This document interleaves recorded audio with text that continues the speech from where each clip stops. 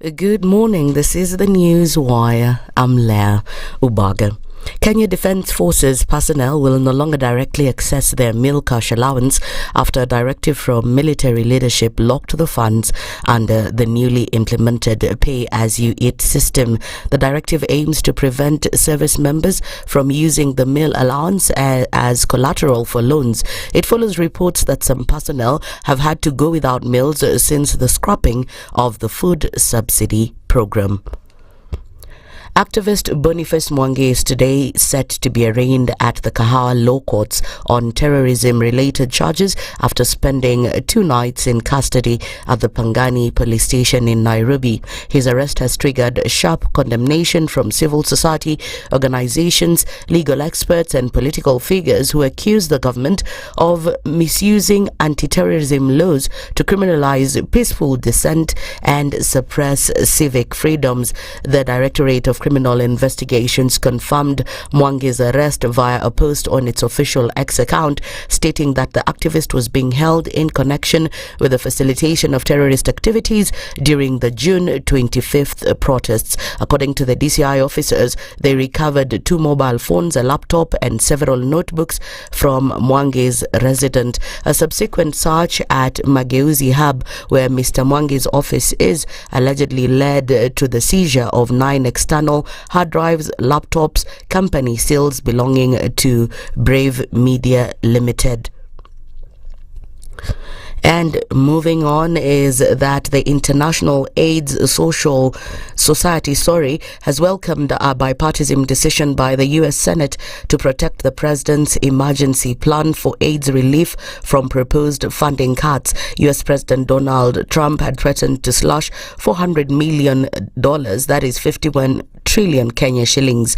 The move comes as Kenya Red Cross Society, a principal recipient of Global Fund support, ramps up key interventions to reverse a worrying rise in mother-to-child HIV transmission, up from 7 to 9% between 2023 and 2024. Through U.S. Agency for International Development, that is USAID, and PrEP America has played a vital role in Kenya's healthcare system. And the National Employment Authority, NEA, has been taken to task by the Senate for failing to deregister rogue job recruitment agencies that have been swindling while promising Kenyans non-existent jobs abroad. NEA Director General Edith Okoh had a difficult time explaining to the Senate Labour Committee why some of the agencies which have been accused of defrauding vulnerable Kenyans, leading to them losing millions of shillings, are still operational. The committee's vice chairman, nominated Senator Crystal Asige, led a session in which several job seekers who were promised jobs abroad by the Kenya Kwanza administration recounted their ordeals in the hands of rogue recruitment agencies over the last 1 year. That's the News Wire. I'm Leah Ubaga.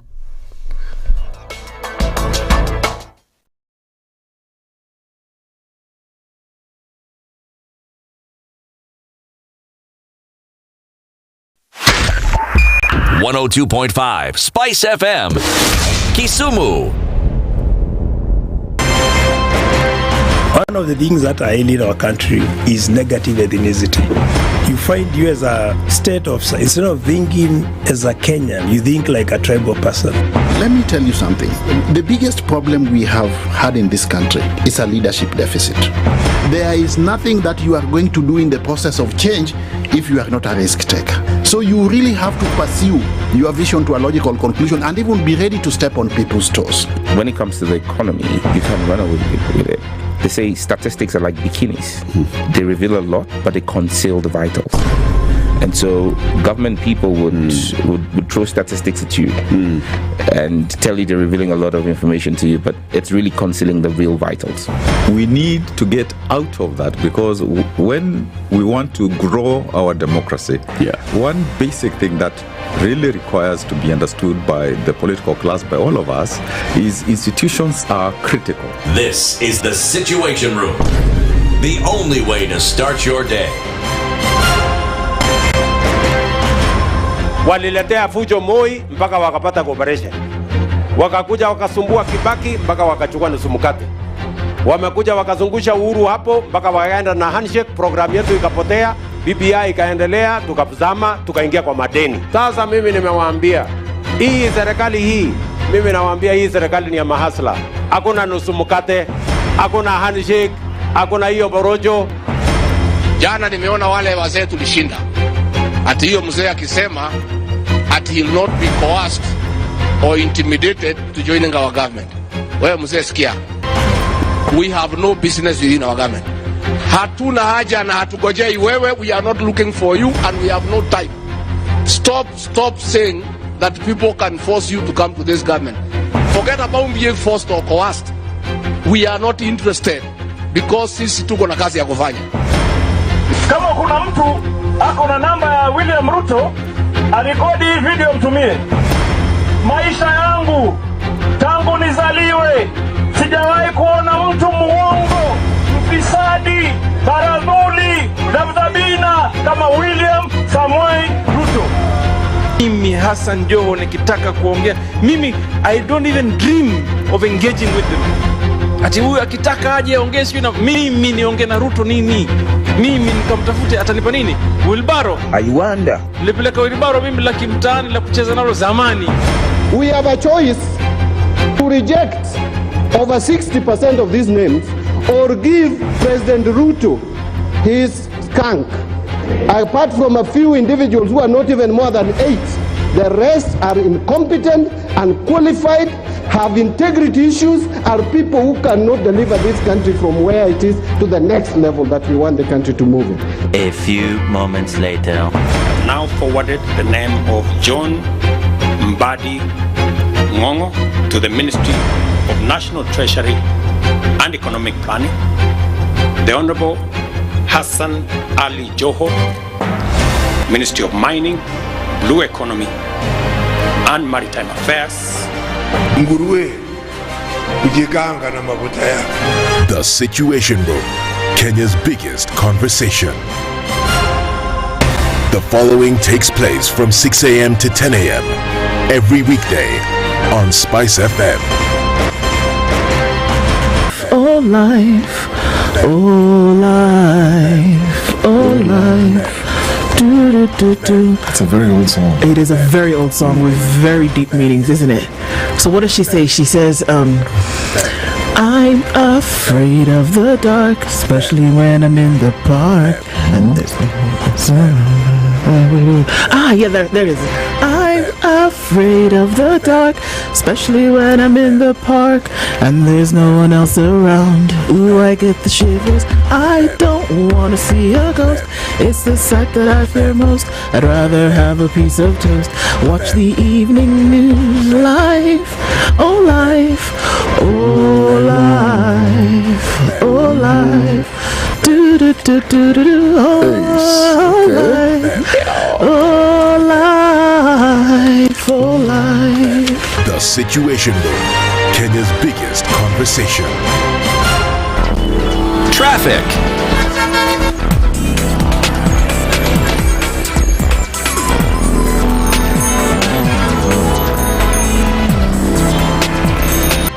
One of the things that are ailing our country is negative ethnicity. You find you as a state officer, instead of thinking as a Kenyan, you think like a tribal person. Let me tell you something. The biggest problem we have had in this country is a leadership deficit. There is nothing that you are going to do in the process of change if you are not a risk taker. So you really have to pursue your vision to a logical conclusion and even be ready to step on people's toes. When it comes to the economy, you can run away with it. They say statistics are like bikinis. They reveal a lot, but they conceal the vitals. And so government people would throw statistics at you and tell you they're revealing a lot of information to you, but it's really concealing the real vitals. We need to get out of that because when we want to grow our democracy, one basic thing that really requires to be understood by the political class, by all of us, is institutions are critical. This is the Situation Room, the only way to start your day. In this country, 6 families and 8,000 Kenyans control 90% of the GDP. We are not a country. We are a plantation. we work for Ruto. When you're telling the judges court orders are papers or they will not obey court orders, they're sitting and you're seeking orders from them. So how are they supposed to interpret it? Isn't it an oxymoron? When you see a judiciary that seems to be under some control somewhere, you start questioning. We have very powerful governors, but they don't use their offices to serve the people. If you are not shameful to do what you are doing, why should we protect you? I'm human. Everybody's human. So when you're told, kuja tuongee, I mean, you'd be a fool to say, staki kuongea. Conversations have to be had, you know? People in leadership should only go into leadership if they are ready and willing to change the lot of the people. The Situation Room, Kenya's biggest conversation. Good morning, and I love your show. Thank you. Having come from a Kikuyu radio background, I migrated to Spice because of the content. I was born in a slum, but somehow I got a break in life. So sometimes when you see the sweating coming out because of the passion and whatever it is, behind the noise, there are people, and we share the same umbilical cord. It shouldn't be like that. I am so disappointed. We used to tell Honorable Raila Amolo Odinga that he's doing police of conmanship, and even President Uhuru Kenyatta, serikali hii ndio iko na conmanship ya hali ya juu. You cannot promise people that you reduce tax, then you double. In politics, there is the issue of trust. For you to turn around and then stab the same people who gave you that trust, there is no other level of dishonesty. Imabo, utaona dunia tu. The Situation Room, Kenya's biggest conversation. Traffic.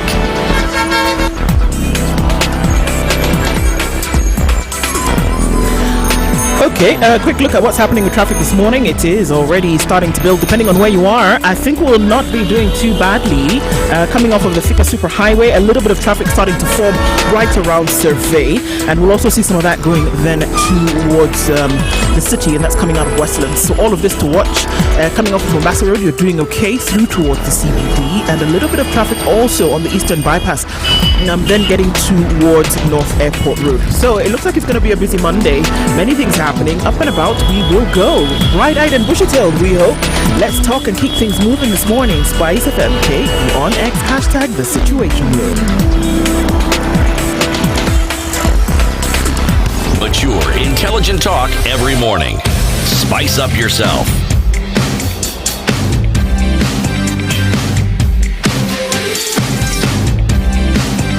Mornings done right.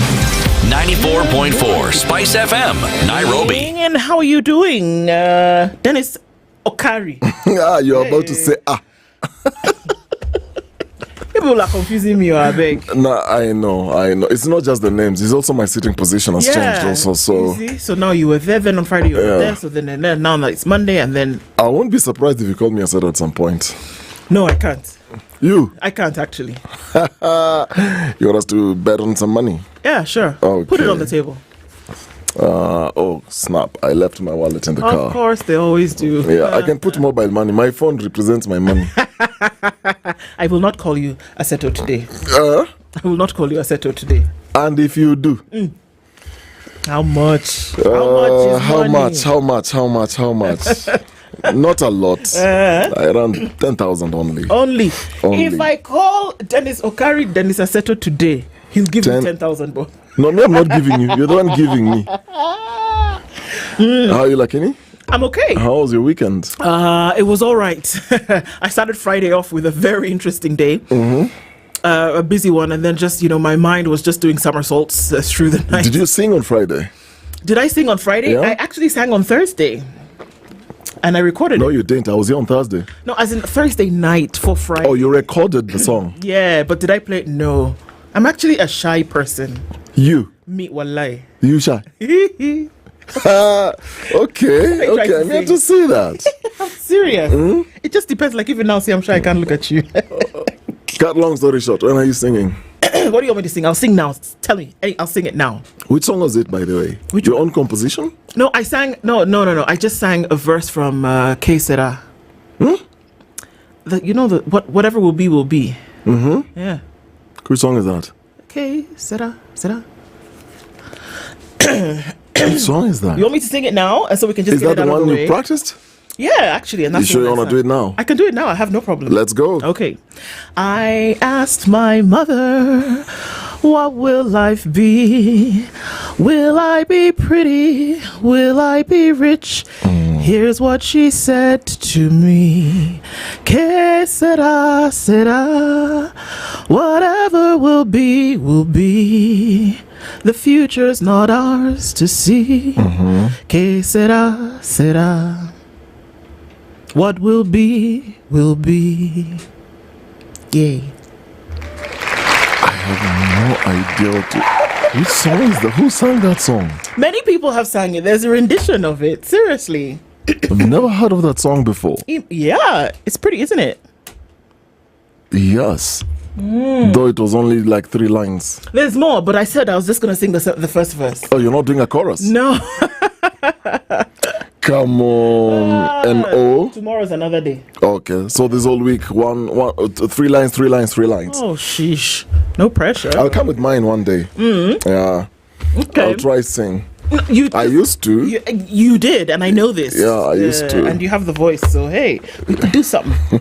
Remember Barry White? Hey. Practice. All y'all will sleep. Huh? You've heard. Yeah? Dennis You'll forget Okari it's a morning. has told us that his voice is so melodious that when he starts to sing, it can lull babies to sleep. You'll forget it's a morning. You'll think it's evening going into the night. Thanks. My weekend was good. Just under the weather. Why?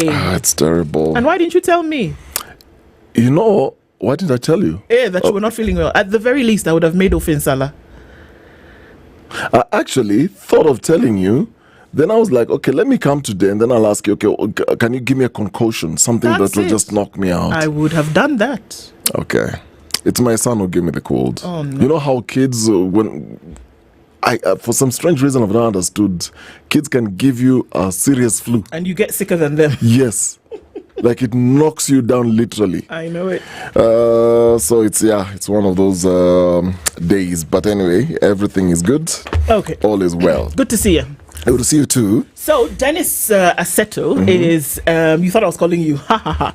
He's off to... You just did. No, I didn't. He's off to Garissa and Tana River. So he's doing some stuff for TV. And that's where he is. So just in case you're wondering where did he hop off to, that's where he's trotted off to this week. Yeah. So, conversations will continue. We will keep talking about stuff. And let me tell you what we will be talking about today. Sawa. All right. Starting off this morning at 7 o'clock, we will have a conversation around... what's going on in the country, essentially. It's a Dear Mr. President morning, and that's what we'll be doing today. The hope is that we can get folks to call in and let us know in your neck of the woods what's happening. We're looking at some headlines today, actually, interestingly enough, and talking about how this belt is tightening around the waists of many Kenyans. And is it getting better? Is it getting easier? Or is it getting worse? The president was also in Machakos County yesterday. Yes. And he talked about the fact that everything he is doing is for the betterment of the economy. So there's a conversation to have around there. He was actually in church. Yes, he was in church at AIC, and he said quite a number of things, which will bounce off of today. And one of those bounce off of conversations will be with communications expert Dr. Barak Maluka. He's also the Secretary General of the Democratic National Alliance Party, in case you didn't know. We'll be looking at Ruto's first term report card. Again, some of the things that he said yesterday was that people have been telling him he's been overpromising. He said there's nothing like overpromising. Everything that I said I will do in my term. Now, he didn't say first term or second term or whatever term. He said, I will do in my term. And he said, I have not overpromised. And he said, Kenya has been operating at mediocre. It's time for us to step up and get to the front of the class. No more of this wet-nosed crawling business. We've got to stand up and be counted. Enough is enough, basically. Enough is enough. That's what he said. He said, don't tell me you've been overpromising. No, Hapana. Will Nini.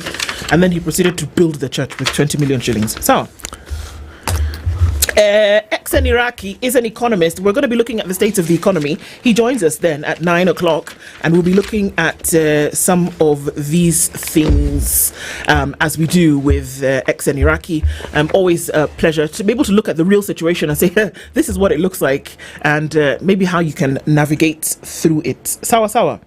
Tomorrow's the day that Raniar will sit in the hot seat when he says hello to us in the morning. Today he's feeling a little bit shy.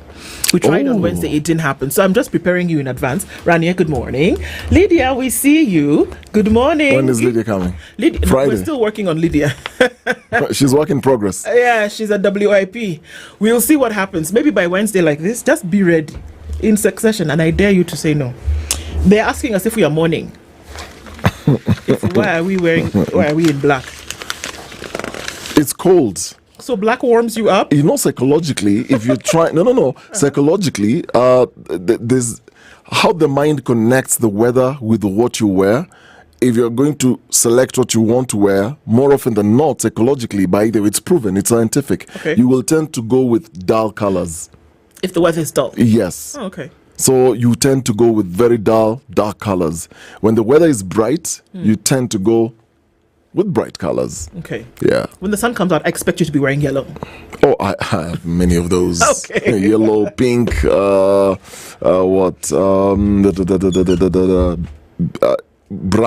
Okay. Brown is a bright color. At least in your world. At least it's green. Green. Well done. That's a great color. Yeah. You know what they say about men who wear pink? No, I don't. No, we'll save that for later. I don't. Please tell me. In the meantime, my innocent mind. Your innocent mind. Yes. Will get you into interesting spaces. So you have the proverb for us this week. Oh, wait. Here we go. Okay. So let me just try and adjust. Yes, I do.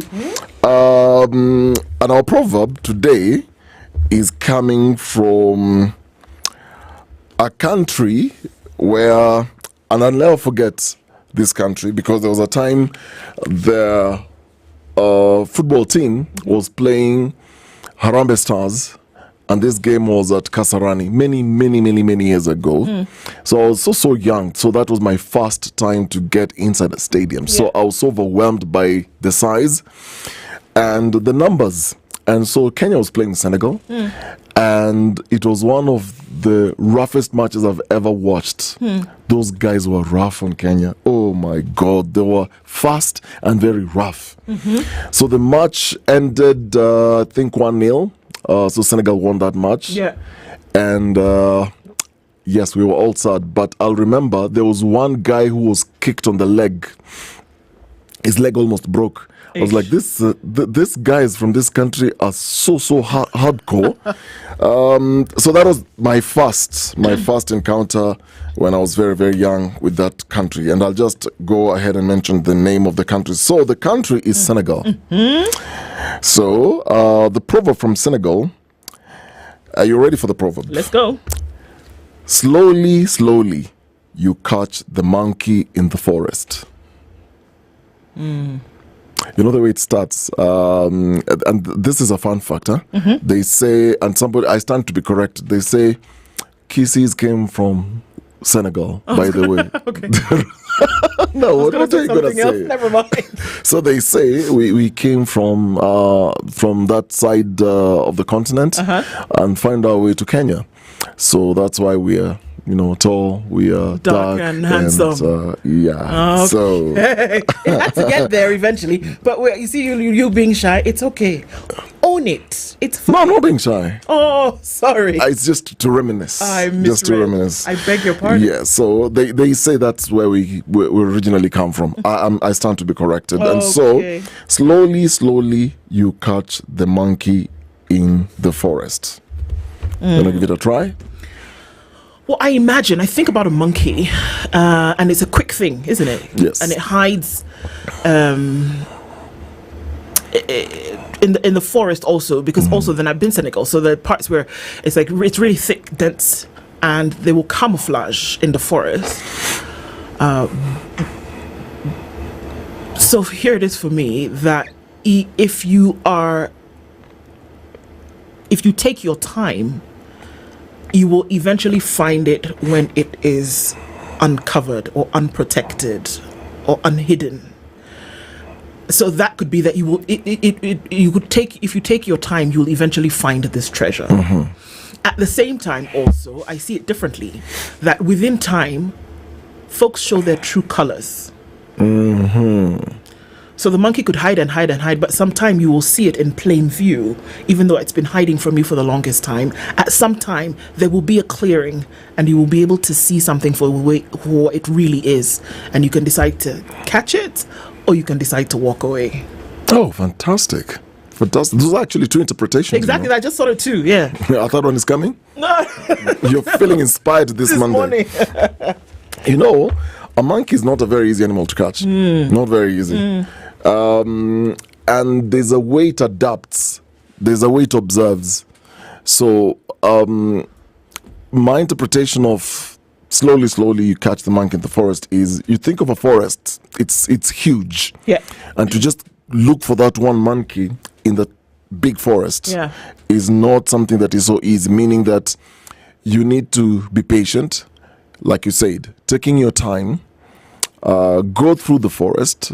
You may go through some difficult pathways as you navigate your way to get this monkey in the forest. You may get bitten by a snake, but you don't give up. You keep going. You may be attacked by another animal on your way to pursue this monkey. You still don't give up. And so it exemplifies life, like how life is so big. Like they say, eat life with a big spoon, you know. So life as it is, we don't know how many years we have in this world. So think of the number. Think of from 0 to 80 or 90. Those are so many years. What are some of the things that you will be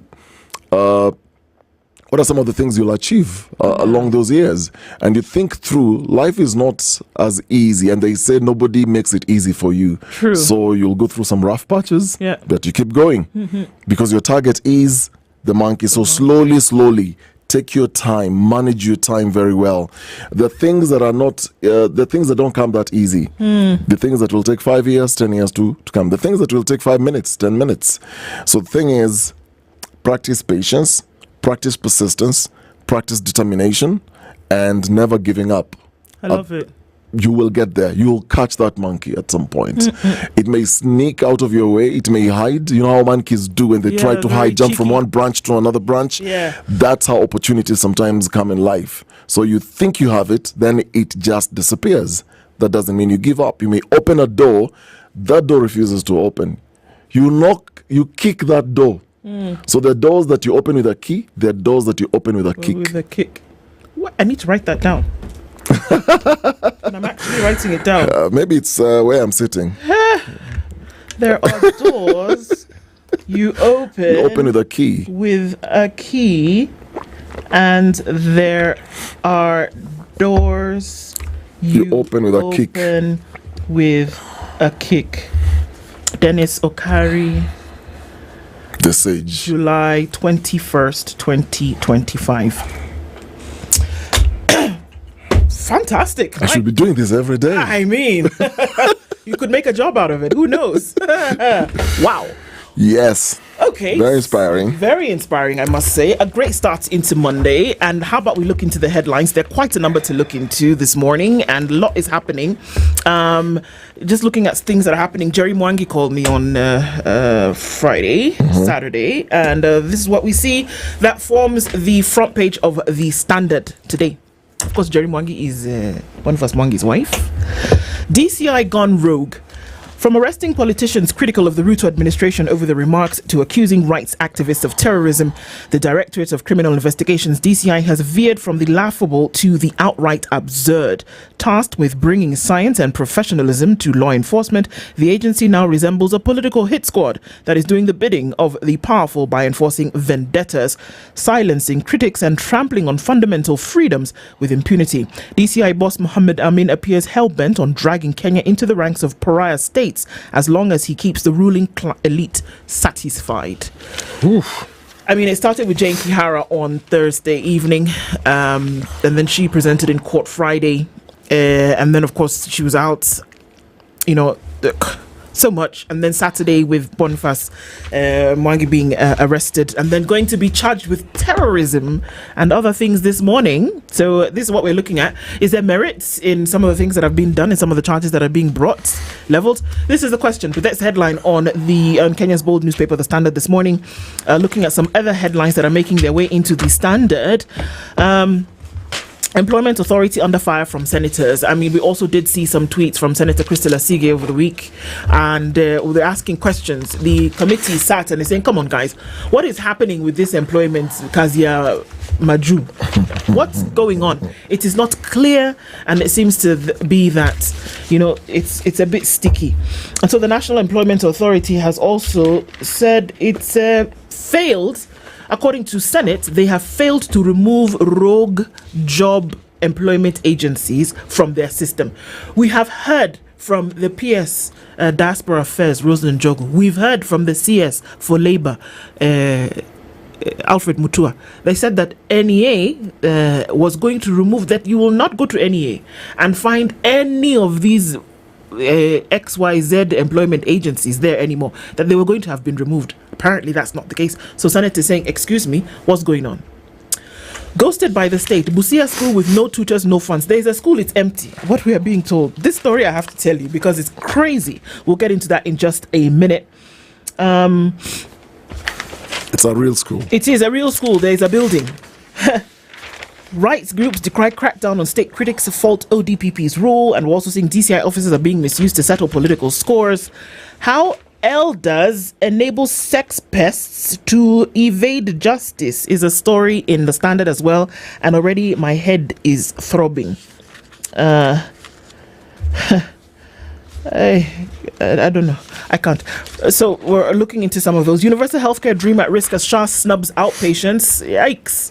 And the blueprint for affordable power is what you'll see on page 11 of The Standard today. And that is talking about the fact that the CS Energy and Petroleum, Opiyo Wandayi, will be in the hot seat on Tuesday, which is tomorrow. Mm-hmm. Okay, so he's going to be here tomorrow. So, polish up your questions. We'll be able to send some his way in terms of what's going on with affordable energy. That's what it looks like on The Standard. We'll look into the details of some of these stories in just a bit. Mr. Okari. Wow, I was looking at the Daily Nation. On the front page, Raila with Ruto until 2027. So, the Orange Democratic Movement leader has, for the first time, ruled out an early political exit from the broad-based government with the Kenya Kwanza administration, declaring that he is firmly aligned with President William Ruto, at least until the 2027 general election. So, he's talked about a number of things, proposing to do away with the voters' register and allowing Kenyans to cast their ballots using only their ID cards. A lot to read into that. He also criticized impeached Deputy President Rigathi Gachagua as divisive. Story on page 4, on page 5, spoke quite a lot. Raila unveils plan for grassroots-led national dialogue, and he says this will be by the people and not political leaders. That's Raila there. All right, so the story that actually caught my attention is this KDF locks meal allowance in new system, still on the front page. So Kenya Defence Forces personnel will no longer directly access their meal cash allowance after a directive from military leadership locked the funds under the newly implemented pay-as-you-eat pay. Imagine. So the directive aims to prevent service members from using the meal allowance as collateral for loans. It follows reports that some personnel have had to go without meals since the scrapping of the food subsidy program. That story there on page 2. Now, lead on Kenya's battle with Mexican drug cartel lifted. There's a story about this businessman Asumo's arrest and discovery of a meth lab, pointing to a growing entrenchment in the region of meth. So details have begun emerging of how Kenya is quietly battling the infiltration of one of Mexico's most dangerous drug trafficking organizations, Jalisco New Generational Cartel, That's the name of the cartel. From the arrest of Kenyan businessman Elisha Odhiambo Asumo, who is linked to cross-border arms deal, to the discovery of a makeshift meth lab in Namanga near the Tanzanian border. Wow. The cartel appears to be making moves to entrench itself in the East African region. Kenya is one whole series.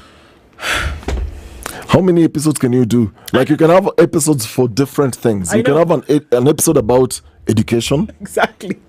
All in one season. Actually, no. Education is a whole season. No, education is a season on its own. Yes. You know, it's like some of those series that you see being done where every episode has a different subject. So this is one of those. It can actually be done, and you would be spoilt for choice. Where do you even start? I don't know. Inside the pages, reckless talk on polls, ethnic slurs, own goals, Ruto backers in Mount Kenya say. So President William Ruto's loyalists in the Mount Kenya region are sounding the political alarm, claiming that his allies from other regions are making it increasingly difficult to sell his re-election bids. They cite reckless public statements, ethnic slurs, inflammatory remarks about the 2027 elections, unequal empowerment programs, and the failure to contain Deputy President Rigathi Gachagua as factors fueling growing resentment in the region that was instrumental in delivering Dr. Ruto's 2022 victory. Some of the leaders have publicly spoken about manipulating the 2027 vote in Dr. Ruto's favor, while others have made ethnically charged threats. So mounting frustrations are culminating in a public statement released by over 40 elected leaders. They are saying, ground imekata. And the reason is all these things everywhere. And remember, there's a day we spoke and we said, okay, so who's in charge? Who's running the narrative? Who's running these conversations? Those are the stories. Okay. I did a very, very, very, very terrible thing this morning. What is that? Sijasalimia watu. Oh, it's when you start with singing, it takes you to spaces and places unknown. You know what? You can do that right after these headlines. That's fine, actually, because no, we can't definitely. And of course, we're gleaning off of all of you this morning, even as you tuned in. Our lives are on YouTube, Facebook, and on X, and our audience on KTN this morning as well. Everybody, good morning, and we see you in the room. We don't forget intentionally. I can see all of you are here. Nyakundi, Desmond, Robert, Monica, Michael, Nelson, Jimmy Munuthi, Agola, I see you, good morning. Erica Ward, Dr. Eda is here as well. Vincent Dishu, Ricardo, Vincent, Bwangi Juma, Leo, good morning. I know, heartbroken this morning over some things. It's crazy. James Kamal here, Rogers Nyange, Jakatambo, Jose Muhinda, Isaac Nterito, Kavoy Felix, everybody who's normally here every morning. And the great thing is that we're seeing some folks who usually are not. So everybody getting into the room this morning, thank you so much for doing so. And also joining us as often as you do. Christina, good morning. Vincent as well. Abraham Kimeli, Isaac Hale, your addiction is good. You had a problem over the weekend. Isa is trying to put in a bid to have the Situation Room run from Monday to Sunday. I don't know what our mama would say. No, we can. Saturday, Lydiah, Raniar can come in. Do the show. Well, everybody, karibuni sana, thank you. And really sorry that I didn't do that. I thought something was missing and I felt it. But there it is. And you guys are here with us and we continue these conversations necessary for us to have geared up, saddled up. Let's go. Let's look into one of these stories. And I want to go to this school in Busia where there is a school, but there's no school. Are you ready? Okay. When Bishop Okude Aburi Secondary School opened its doors in 2022, it was seen as a ray of hope for the remote Lukolis village in Teso South. Parents whose children were forced to trek several kilometers to access a school believed they had finally found a solution. However, today, that dream remains a mirage as the government continues to neglect the institution. You ask how? Okay, Bishop Okude Aburi is clinging to the mercy of volunteers and Form 4 leavers with no training as teachers. The school has never received government capitation. It has no principal, no TSC teachers, no electricity, fence or water. Students are taught by Form 4 leavers. Yani, you finish Form 4 in that school, then you come back and you teach the students. So you're an alumni stroke teacher. Exactly. We're holding it together with prayers and with a string and prayers, according to Claire Ijakait, Kibabi Lil University graduate. Did you know that there was a university called Kibabi Kibabil. Yes. Okay. Yeah. Has volunteered at the school since it opened. The school, which had over 150 students during its inception, now has 84, including 30 Kenya Certificate of Secondary Education candidates. There are candidates to write that exam this November in this school. Remember, in Kenya, you cannot just rock up and say that you're writing an exam. What do you mean? You don't have a number, you must have registered. That means if you registered, you're in the system. If you're in the system, then that means it also shows your school and it shows you with your personal identification number. Those things are there. You can't just willy-nilly say we are doing KCSE. They are candidates, right? Number 3, if they are registered for an exam and that they are candidates and then they're in the system, then also they qualify for capitation. They do. The question is, why have they never gotten it? The school, according to volunteer teachers and locals, a large number of students left the school while others dropped out, largely due to the uncertainty facing the learning institution. Teaching is done by 8 Form 4 leavers employed by the school's board of management and the community. The school is managed by Christopher Emojong, who is a teacher at the Aburi Primary School. So he teaches at the primary school, then he trots up to the secondary school to do something. He was formally assigned to look after the school as the acting principal. So my question is, do they pay school fees in any way, shape or form? Interestingly, the caretaker principal seems not to be in control of the school. For example, he does not know the exact number of students he is managing. He checks in periodically, but most of the time he's busy in his school. He has his own school, you understand? While Emojong is away, the school is managed by a 25-year-old Ejakait who graduated in 2023. How old again? He graduated in 2023. He is 25. He's the one managing the school? Yeah, he graduated high school at 23. The acting principal said he was given the responsibility to handle the school without a formal appointment letter. The county director of education. Do you understand now why I'm saying that it is not possible that this is a ghost school? Because the county director of education is under the Ministry of Education. Yes. They don't just operate by themselves. Yes. And they don't just give themselves the title. Like, I cannot say that I am the queen of sunflowers. You don't do that. I can say that, but in this case, the county director of education is under the Ministry of Education. Okay? Now, they said that when a school is developing, it's handled by the closest school next to it. So since my school is near, I should supervise Bishop Okude. Yani, so you understand, you have a school over here, we know that you're doing that. This school is developing, we're not quite sure what's going on here, so you just babysit this school until we figure things out. I don't even know what paper that looks like, but okay. Emojong said that Bishop Okude Aburi Secondary School was launched with excitement, but 2 years later, it doesn't appear on official TSC payroll systems because it lacks a critical requirement, which is an IPPD code, which is an integrated payroll, and personal database number, which allows TSC to deploy teachers and assign principal. Without it, the school exists in limbo, recognized by the Kenya National Examination Council for exams, but ignored by the education system for staffing and resources. So this is my point. It's recognized by KNEC, obviously for the establishment of examinations. So do these people not talk to each other? They operate in silos over here. KNEC knows that this school exists because you've been able to register people for exams. You're going very far. This is real. It happens. It's happening. And then the county director for education says, "Oh, school over there. All right. So what you must do before we figure this thing out, you just go babysit them and we'll come back to you." Because usually that's what happens. When there's an upcoming school and there's another school in the area, this school can now babysit the other one. I don't know what document that's written on for it to be made official, but it just sounds like something that you say, "Oh, your baby sister is playing on the floor. You just watch her and then I'll come later." For God's sake. This is beyond an oversight issue. My attention is always drawn to where is the money in this story. Hey. That's where my attention is drawn to. Where is the money in this story? So this budgetary leakage and the whole idea of it's a ghost institution, the funds that are earmarked for staffing and capitation are clearly being misallocated upstream. And what you'll call trapped in the red tape, quote unquote. But the school exists, like you said.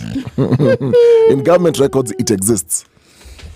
So my attention is always drawn follow the money. Where is the money coming from and where is the money going? That's where you get your answers. There's nothing like a ghost school here. Well, we have ghost schools. Now, you remember when you say, so this is another now level of, so now you have an existing school, which now is a ghost school. For real, it's a ghost school to the system. Yes. It exists. But this one, now for real, boo, under the darkness.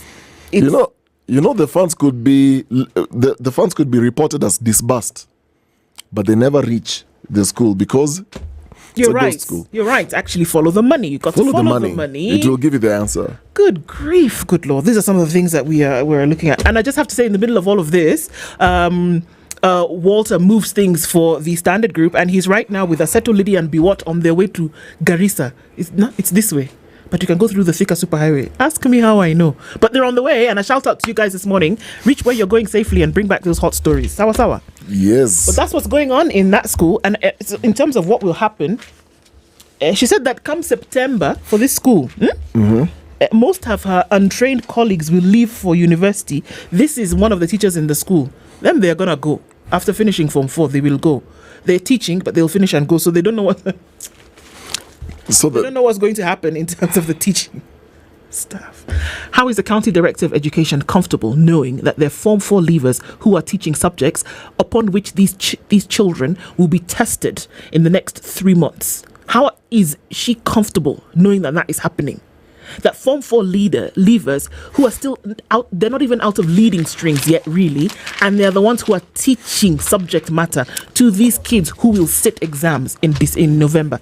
I don't understand. There must be something in the water. There's something that folks are drinking. It's not even drunken. Let me tell you, you don't even need to go far. Just ask our viewers and our listeners to tell us names of schools where such a thing is happening. This is not the first one. This thing happens all the time. Not in city schools though. If I find it's a city school, I'll be very surprised. You go deep in the villages, there are schools there that are run and managed by former students. There are stories, countless stories that have been done as special reports where you'll find a school has no funding. The teacher in that school teaching the other student, these are kids who've left the school and they feel they owe it to the other kids, and they're teaching their own brothers and their own sisters. They hold a chalk and a blackboard, and they go ahead and teach. They will teach chemistry, they'll teach physics, because they are not teachers. And yet we will talk about equality here. We are not operating on the same level. No.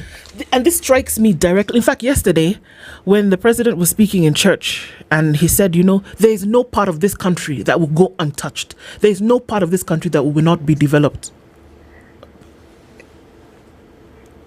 You want me to tell you what I'm thinking?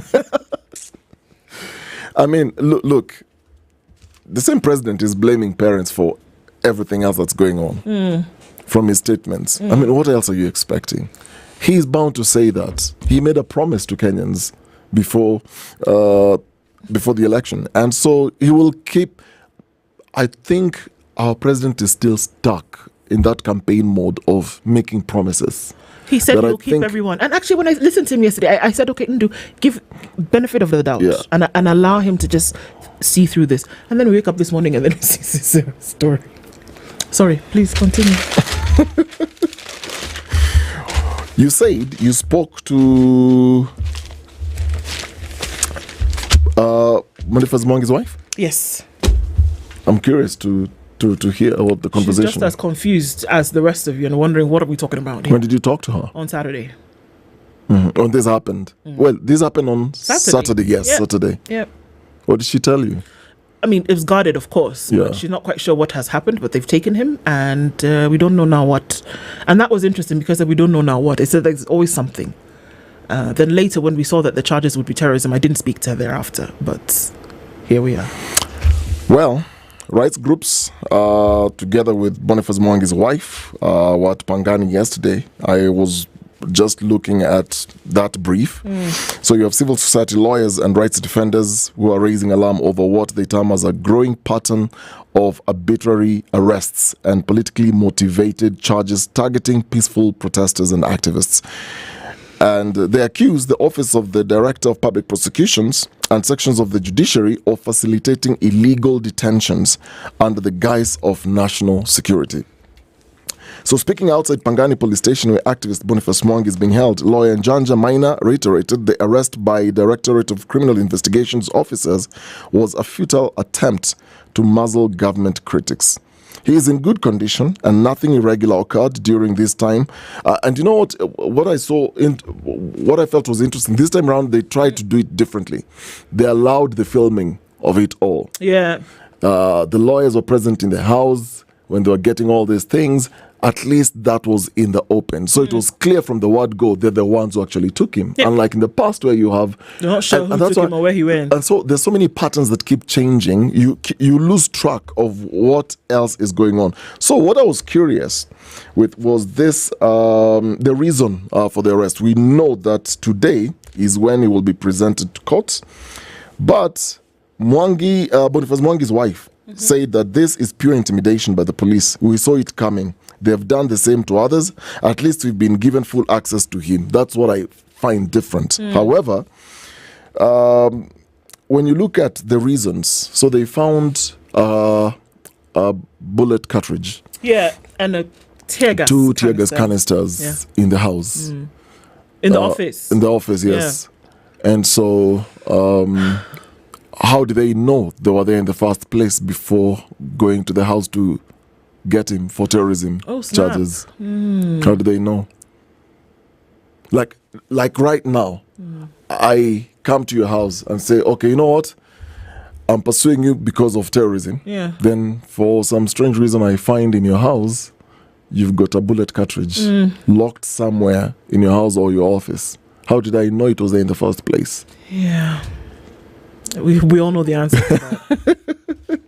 We all know the answer to that, yeah. And so you look at this story, and there's so many things you can draw from it. However, the key story here is now the DCI, which is the main point of focus on the Standard. Now, you look at DCI, in a country still reeling from a wave of state killings, abductions, and mounting international scrutiny over human rights abuses, Kenya's law enforcement machinery appears to have shed its last shred of restraint.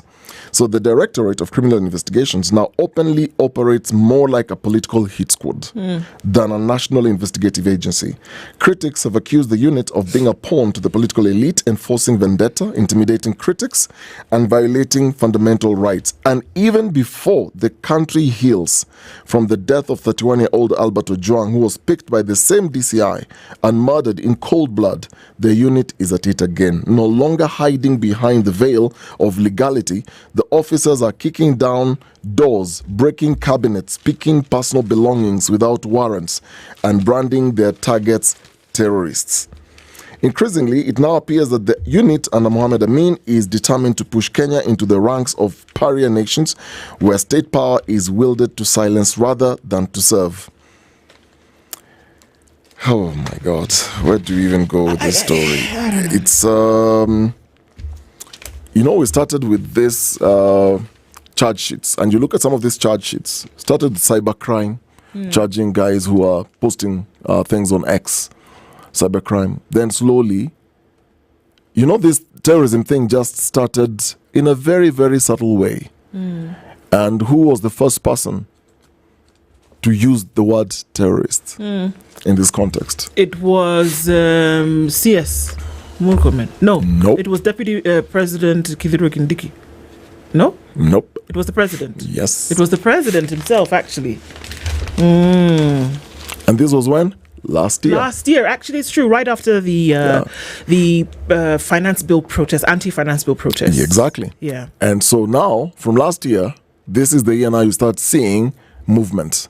And now you have all these other from the deputy president, from the interior CS Murkomen. You can clearly tell the undertones in these conversations. There's nothing that is accidental.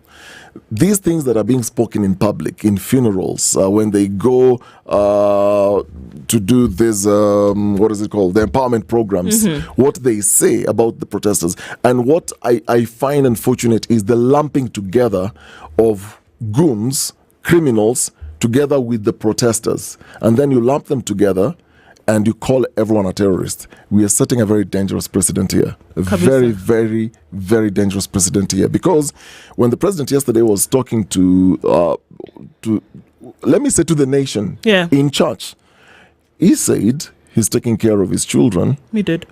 And he's telling all the parents, you need to take care of your children. The reason why they're misbehaving and doing all these things is because you're not taking care of the children. And I kind of wonder, it's always about it's other people. It's never you. Taking stock and taking responsibility and saying, I'm in charge of the country and we're not doing things right here. We need to improve here. It's no longer admitting that there are errors here and there. It's clearly just saying you are to blame. Yeah. So then you wonder for those ones who because they're young men who are still in custody today, right? Who can't afford bail. So I mean the whole and they're all terrorists. According to the charge, there is a charge of terrorism on quite a number of them. Not all of them, but quite a number of them, and that the offences, though bailable, is that the amounts are pretty high. C.S. Murkomen said there's not high enough. Now, in relation to this terrorism thing, C.S. Murkomen said for terrorist activities, the bail amount is not high enough. So you can see, if that's a narrative that's being spun, it's actually spinning into a very interesting garment here, because now that's the thing, that everything that happens thereafter will be labeled terrorism. And what have we seen? That in the last few days, any arrests that have been made, anti-terror police unit are the ones who took away the Gachagwa's party youth leaders when they were rearrested. And now we see Boniface Mwangi again. The charges are terrorism. It seems like the word is the flavor of the month. That's what we're going to be doing. Are we going to drop that tag soon? Or is it going to be labeled that anything that you do, whether it's rising up in protest or dissent, is going to be labeled terrorism? That's a pretty dangerous step that I think has been taken. It perhaps requires some surety before you go full blown. But does it seem like every week we have a conversation? Like it's like you prep yourself, you want to do something, and your plan is this is what I want to do for the rest of the week. Does it seem to you that there is always a narrative every week? There will always be a conversation. So Boniface is arrested on Saturday from nowhere. Now it's big news. We are going to today is going to be in court. Trust me, we're going to discuss this issue up until Wednesday. And this has been the case for the last 6 weeks, 8 weeks. Every week there's something. It started with a Friday night. Albert goes missing and then he's dead. We start Monday, we get into that. No sooner had we gotten into that, and even before that, Nyamweya was murdered, and then Albert was murdered in police cells, and then we started this whole IPOA fiasco, and then we got into the protest, and then people were killed, and then cops shot a man in cold blood. He's died. He's buried. And then Nyamweya turns up from nowhere after being away for 2 weeks. My goodness. And no sooner than that happens, then Boniface gets arrested, and it's terror charges all over the place. And in the middle of all of this, people have said, shoot to kill. If you start out outside a police station, then the president says, no, shoot to maim. Then the defense committee leader says, no, shoot to kill. For crying out loud. And you see that there's a pattern. In all those things, they'll either happen on a Thursday, Friday, and mostly on weekends. So that when you start on Monday, you have a conversation. There are headlines, there are conversations. Those conversations will last you for the rest of the week. Yes. Trust me. This coming weekend, there will be something else. But while all of that is happening, while all of that is happening, Ogamba is not sure where we're going to get money to put children in school. Sharp people are still on the road. They said if you don't pay them, they're not doing work. Luckily, teachers signed this 9.3 billion shilling. It's a 9.3 billion shilling deal that they said, okay, now fine, they will work. But in the meantime, there are people who have not seen a clean. I couldn't believe it. I saw pictures over the weekend from some friends who work in WASH, that's water and sanitation, that sector. That people have not seen. You see the way you put water in a glass and you drink it? That the water that these people are drinking is clear as mud. So they take the top part of that water to drink in this country. Those are the things that are happening. So could it be that all these things that are happening is taking your attention away from the things that should actually be happening towards the development and progression of this country? All of those things are happening in this Kenya, In this Kenya, there are schools whereby there's a county director telling you, it's okay, just lift them up, we'll continue. It's happening. And in that county, and in all these places you're mentioning, there's representation. Yes, no. So we can't use the excuse that, the national government hasn't done ABC. No. There's representation. Absolutely. When they're drinking that water, there's a local MCA there. Yeah. There is a member of parliament. There is a governor of that county. Where Aseto are going this morning? Yes. Just there. That's where people are still going kilometers to look for dirty water to drink. In Kenya. Today. Ask yourself. Now we are here talking about terrorists. Who's the real terrorist? Good morning. 7 a.m. Are you ready? Okay. Spice FM.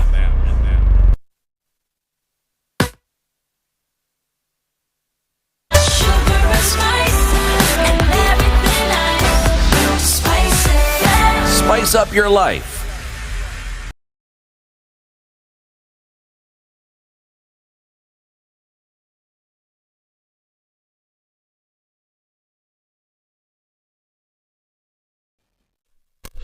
Good morning. This is the News Wire. I'm Leah Ubaga. ODM leader Raila Odinga has made a surprising announcement as he has committed to supporting President William Ruto through the remainder of the term up to 2027. However, he was quick to clarify that this backing comes with a caveat: no discussions about the 2027 succession race until the government delivers on its key promises. Speaking to a local media house, Odinga clarified that the ongoing political collaboration with President William Ruto's administration was a temporary measure to stabilize the country, not a long-term political merger. I would not say it, that I'm running. And in my view, when 2025, it's too early for anybody to talk about 2027. We have said that we are in the broad-based government up to 2027, but we have not said that we are going to stick with the order beyond 2027. Those are issues that we'll discuss at the appropriate time. Activist Boniface Mwangi is today set to be arraigned at the Kahawa Law Courts on terrorism-related charges after spending 2 nights in custody at the Pangani police station in Nairobi. Mwangi's lawyer, Njanja Maina, said his client was brought to the DCI headquarters on Kiambu Road and questioned before being returned to Pangani police station, where he remains in custody. We can also confirm that he was brought here yesterday after the search. We do not know why he was detained, and yet there is no warrant of arrest that accompanied the order. But we can confirm we have seen him. We saw him last night. I'm here together with his wife Njeri, and the other legal team. And we can confirm he's here. He is in good health. We can confirm he is well. He was also taken away this morning and taken to the DCI headquarters to make a statement. He has confirmed to us he is fine and that there's nothing haphazard that went on there. The DCI confirmed that Mwangi's arrest was in connection with the facilitation of terrorist activities during the June 25th protests. The officers say that they recovered 2 mobile phones, tear gas canisters, a laptop and several notebooks believed to be used for planning the protests, something his lawyer denied. We can confirm and we can state with no uncertainty that those are things that Boniface did not have in his possession. Those were not things that were in possession of his office, and those are not things that were brought to our attention. So we do not know why they are saying now that they're coming out with terrorism charges, but we will deal with this head on. I mean, that is why we are here, and that is why we will continue to do whatever it is that we are needed to do.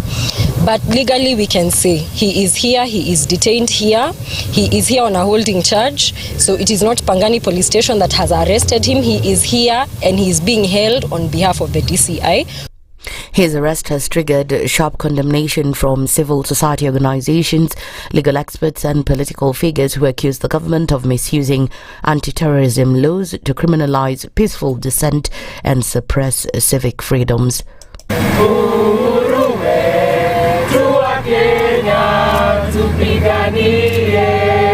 Katiba yetu wa Kenya, katiba yetu wa Kenya, tutekeleze. Free Boniface free! Free Boniface free! Free urgency free! Down with the Ruto regime down! Forward with the 99 forward! And finally, the Judiciary has asked Parliament to fast-track the enactment of a bill which seeks to introduce a cost of living adjustment for pensions of all retired judges.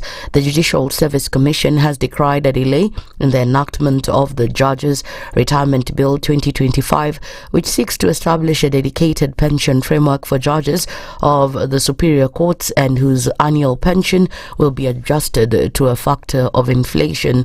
If passed, the bill will see retired judges enjoy an increment on their pensions capped at 5%. Currently, pension reviews are undertaken every 2 years in line with the Pensions Increase Act Cap 190. The Act provides for a 3% increment for all pensions along with any previously granted increases. That's the News Wire. I'm Leah Ubaga.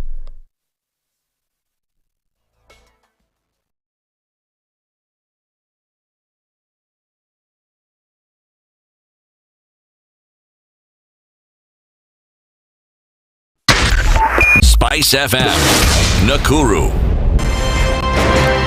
One of the things that are ailing our country is negative ethnicity. You find you as a state officer, instead of thinking as a Kenyan, you think like a tribal person. Let me tell you something. The biggest problem we have had in this country is a leadership deficit. There is nothing that you are going to do in the process of change if you are not a risk taker. So you really have to pursue your vision to a logical conclusion and even be ready to step on people's toes. When it comes to the economy, you can't run away with it. They say statistics are like bikinis. They reveal a lot, but they conceal the vitals. And so government people would throw statistics at you and tell you they're revealing a lot of information to you, but it's really concealing the real vitals.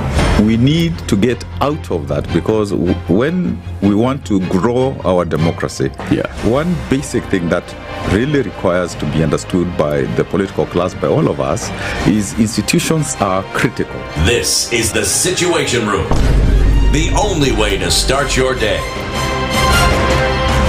Good morning, and I love your show. Thank you. Having come from a Kikuyu radio background, I migrated to Spice because of the content. I was born in a slum, but somehow I got a break in life. So sometimes when you see the sweating coming out because of the passion and whatever it is, behind the noise, there are people, and we share the same umbilical cord. It shouldn't be like that. I am so disappointed.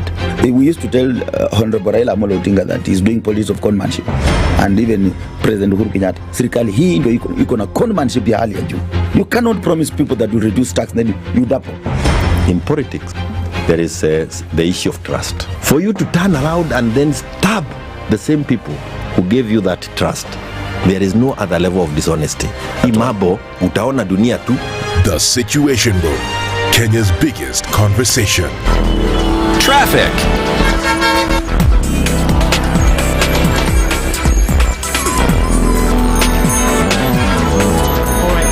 Take a quick look at what's happening with traffic. Starting to build coming into the city. It is busy, whether you're on the 15th highway or whether you're coming in from Westland. Still, we're seeing some traffic also forming as you come in on the Road, heading out towards the city. So that's also starting to quite up on Brown Road. It is busy coming out of Westland in many parts of the city today. So we are also seeing some traffic on the North Airport Road that's coming in from the eastern bypass. Very, very busy as well. Alright, we'll see what happens when we get there, but we'll talk with you. Okay, for now, SpiceFM on X hashtag the Situation.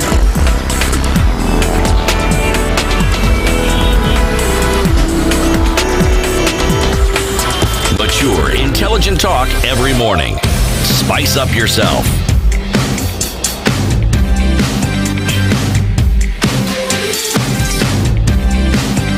Mornings done right. 94.4 Spice FM, Nairobi. Coming in at 8 minutes after 7 o'clock. A very good morning to you and welcome to the Situation Room. This is Kenya's biggest conversation, tuned in this Monday morning and being able to get through it. Dennis Ndu with you. Dennis Okari. Still, that money I'll collect it today by 5. I'm just waiting. That money is coming. 10 G's is coming this Monday. Just in case you wondered, Dennis Okari thinks I'll call him Dennis Aseto because he's seated on the left side of things today. But okay, we shall see. Off to Garissa is where Aseto is this morning and doing some necessary journalistic work. So we continue. Even so. Okay, so we're getting into a conversation this morning where we're going to need you, and we'll talk to you in just a minute. Our live streams are up on YouTube, Facebook, and on X, as well as our audience on KTN. Karibuni sana. You're connecting us. Oh, yes. Mm-hmm. And talking about connecting, I have a story. Here we go. Okay. You know, I do trainings, Yes. I do online trainings. Mm-hmm. So there was this time, you know, in the estate you have these promotions where you have, you know, different service providers coming, they're selling services. So there's a time I tried getting the services of an internet provider. And what I thought was, well, they're giving fast speeds and all that. So tried it. And let me tell you, that week I suffered. I was doing a webinar, and I was doing this webinar, just doing some trainings. Yeah. And the video was lagging so badly. I was trying to connect my phones. I was trying to connect my home desktop. Nothing seemed to be working. And within that same week, because I had already paid some money for it, within that same week, then I started experiencing something strange I've never seen before. Yeah. I couldn't access some websites while doing my trainings, and I was thinking maybe I've been hacked. Something is wrong. Yeah. Let me tell you, cheap is expensive, eh? And when you're thinking you're getting something that is going to be reliable, you're mistaken. I had to revert. And this is where Safaricom comes in. The thing about Safaricom Home Fiber, when I was doing those trainings, is those experiences of lagging. You know how you want to leave the house and then you're like, hey, nyumbani. You still go back home. Within that same week, that's what I did. And here's the thing about Safaricom Home Fiber. What you experience when you're doing Zoom calls, what you experience when you're doing streaming, when you're doing your trainings and you're live on YouTube, or you're live on YouTube, you're doing a 1 hour, 2 hour webinar and that kind of thing. You then don't need to worry a lot. So the stress of thinking this thing is going to hang now because you're not too sure about the service provider is no longer there, because what Safaricom then represents is that reliability that it gives you, and that's why I've always stuck with it. And speaking of reliability, you can use from your desktop, you can use your small gadgets in the house, you can hotspot, and you'll still not experience the lagging and the and all those buffering when you're streaming. So here's what I'm going to give you. I'm going to give you a good deal. Okay, here we go. Here's a bronze deal.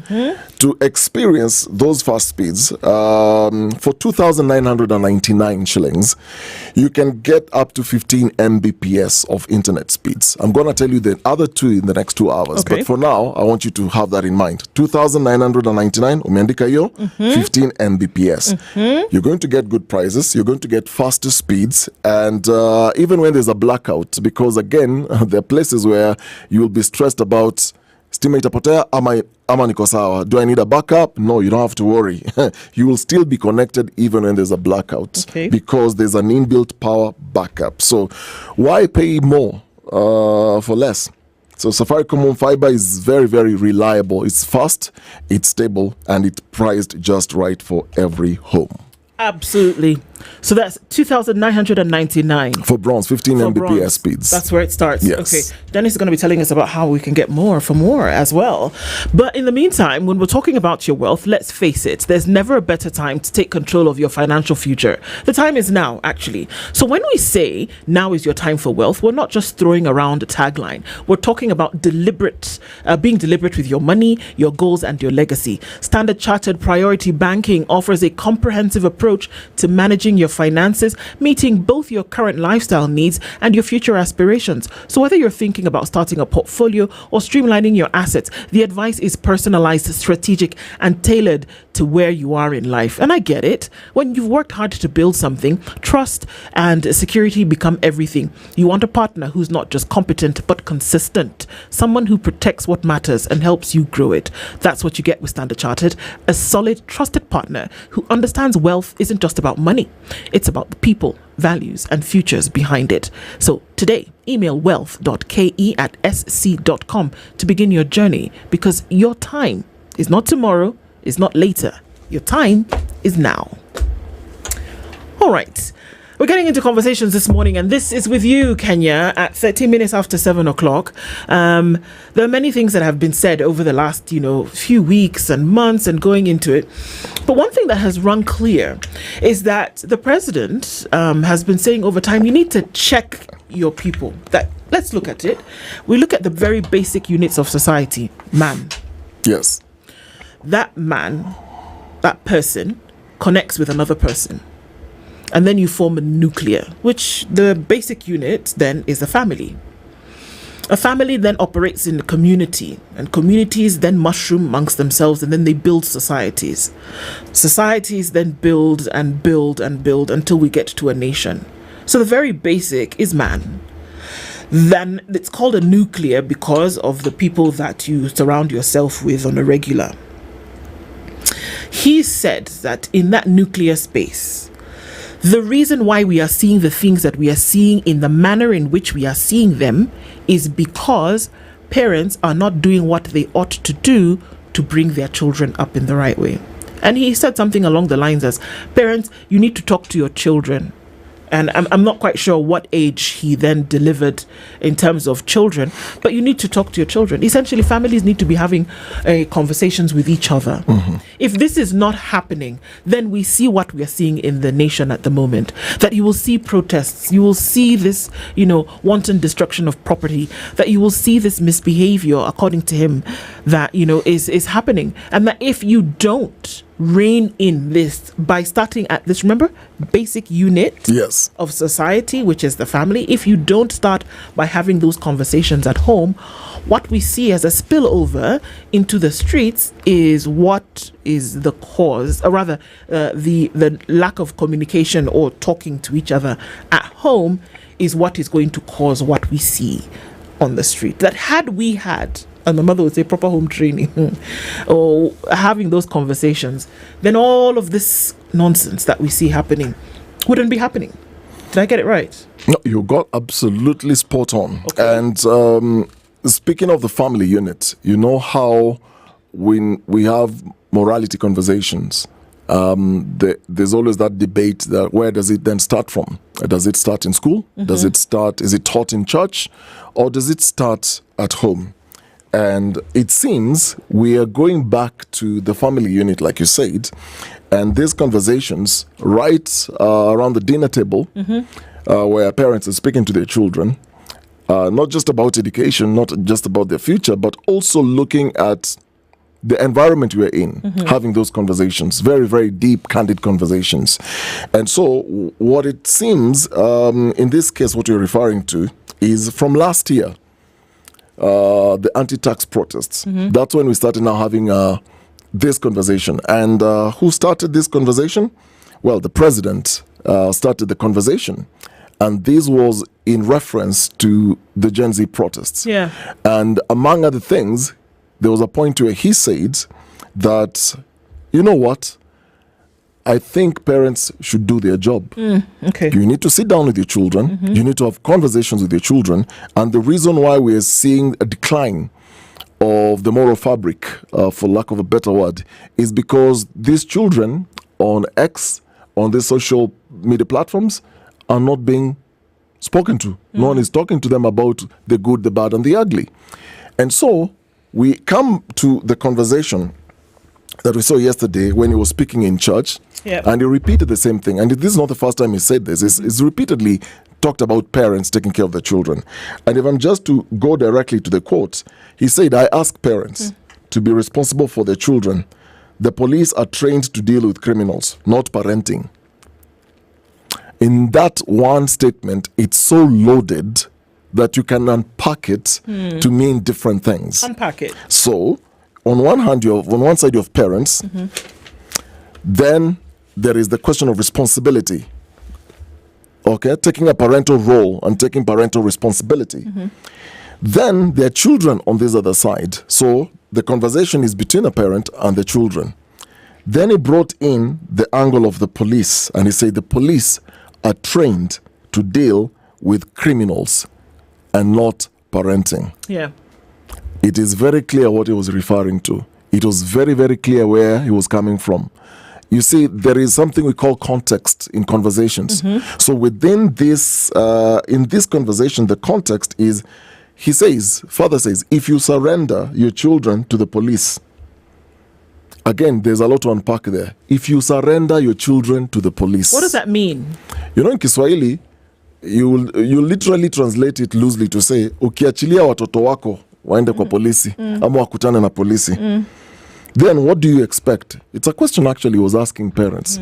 So let's assume here the president is addressing the parents and he's asking you as parents, if you surrender your children to the police, what do you expect? Yeah. So in Swahili we say, jaza mapengo. Fill in the blanks. Fill in the blanks. Okay. So he's not finishing it for you. He's just telling you, if you release your children to the police, what do you expect? So if you were to make an inference from what he said, yes, that you basically what you've done is that you've allowed your children into the streets, whereby the police have an order to then maintain law and order, and that there's certain things that they have been given according to the law in terms of rights or provisions to then do. So if you allow them into the streets, basically what you've done is that you've allowed them into the hands of the police. What you expect is going to happen, being aware of those provisions that are allowed by and of the police. So essentially it's your fault. If anything should happen to them, that you would deem as them, flying in the face of human rights. If we look at the backdrop, essentially what it's saying is they will be killed. They will be shot. What do you expect? Because police are trying to deal with criminals. Yeah. So when you release your children, and look, if we just take a step back, December 2024 in Homa Bay. Yeah. This was a rally. And this is what he said. I'm just going to paraphrase what he said because a lot was said in that rally. Basically, he was urging parents to take a more active role in shaping their children's character. And he said, these children are our blessings from God. And it was the same time where he was promising to end abductions. You remember? In that rally? Yeah. Where he was promising to end abductions. Yeah. And Raila Odinga was also standing next to him. But then, before promising to end abductions, he had said, speaking to parents, take a more active role in shaping your children's character. Okay. Do you think that that's a genuine concern? And we're going to hear from people this morning because, like we said, this is part of a conversation that we have with everybody, then to be able to weigh in on this. Yes. Because if what we see in society is as a result of parents not taking an active role in training their children, then that's something that you want to look into. It's something that parents would want to look into. It's the father whose son said, I'm going to the protests tomorrow, and his father begs him not to go. And he says, actually, no, what I'm going to fight for is so that these siblings behind me can have something to hold on to in this country in the future. So in that kind of a conversation, did the father fail? Did something happen that would then be seen as a father's failure in raising his children? And so that is why we see a spillover in the street. This is some serious stuff, And even as we talk about it, the question that we would then have to ask is, and I'm seeing Isa in the comments already saying, I talk to my children. I speak to my kids. I speak to my those who are in the street today, or those who protest, or anybody who raises their voice on whatever platform, here in this studio, out in the streets, in the spaces that they have on social media, which it allows us to do in this day and age. Are you speaking to those who are coming behind you? Will those who come behind you then actually find you faithful in doing that?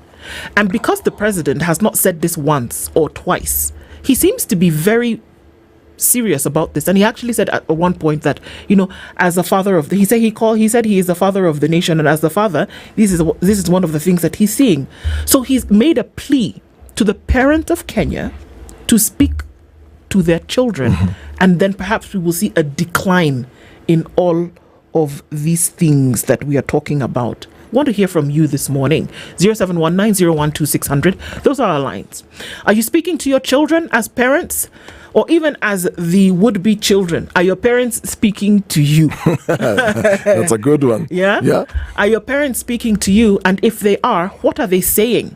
If you're speaking to your children, what are you saying? that would then say, let's get some law and order. And even as we do that, the question then becomes that if these conversations are taking place, are we saying that that is the panacea to all of this wrong that we're seeing, the anger that's in the hearts of people, the deflection that we see as a result of having a conversation, the pointing of fingers of blame to somebody else, when perhaps I should be introspective in nature and say, okay, Ndu, here is where you've gone wrong. Do we see those conversations happening, or do we see outright blame where it's, look, no, Okari, that's a you problem. You need to figure it out, because I would not have reacted in this way had you not done this. Is that what we hear being said right now? That we would not have seen this, we wouldn't see hundreds of people in jail cells waiting to be bailed out, or we wouldn't see the pronouncement of judges saying that, this is a criminal offense if parents were speaking to their children. Mm-hmm. Or is it also, if you're to look at it in a different way, is it a narrative shift? When you invoke parents in the conversation that then, look, the reason why we are where we are with all these protests, with everything that's going on in this country, is because parents are not talking to their children. So the mannerisms, the behavior, the moral degradation, so to speak, is as a result of parents failing to take responsibility and failing to take leadership roles in their own homes, because the president said he also has children and is also modeling his own children. So is it a narrative shift? Is it a question of deflection? Because you use that word, deflection. Is it also a question of deflecting the real core issues going on in the country and saying, look, I'm not responsible.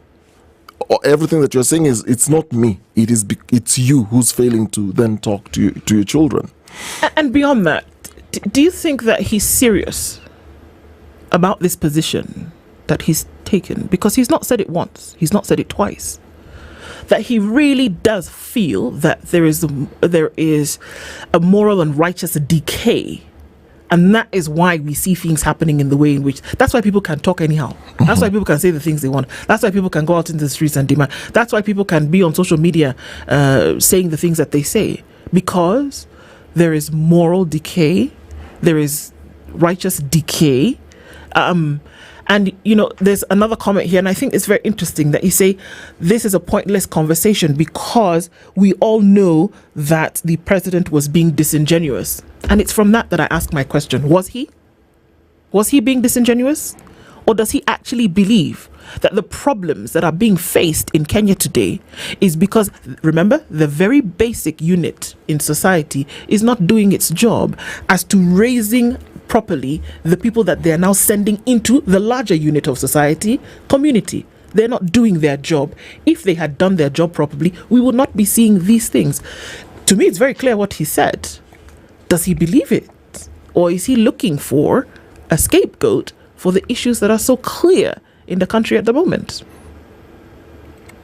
Is he also listening to the parents? Is there feedback? Because communication is two-way.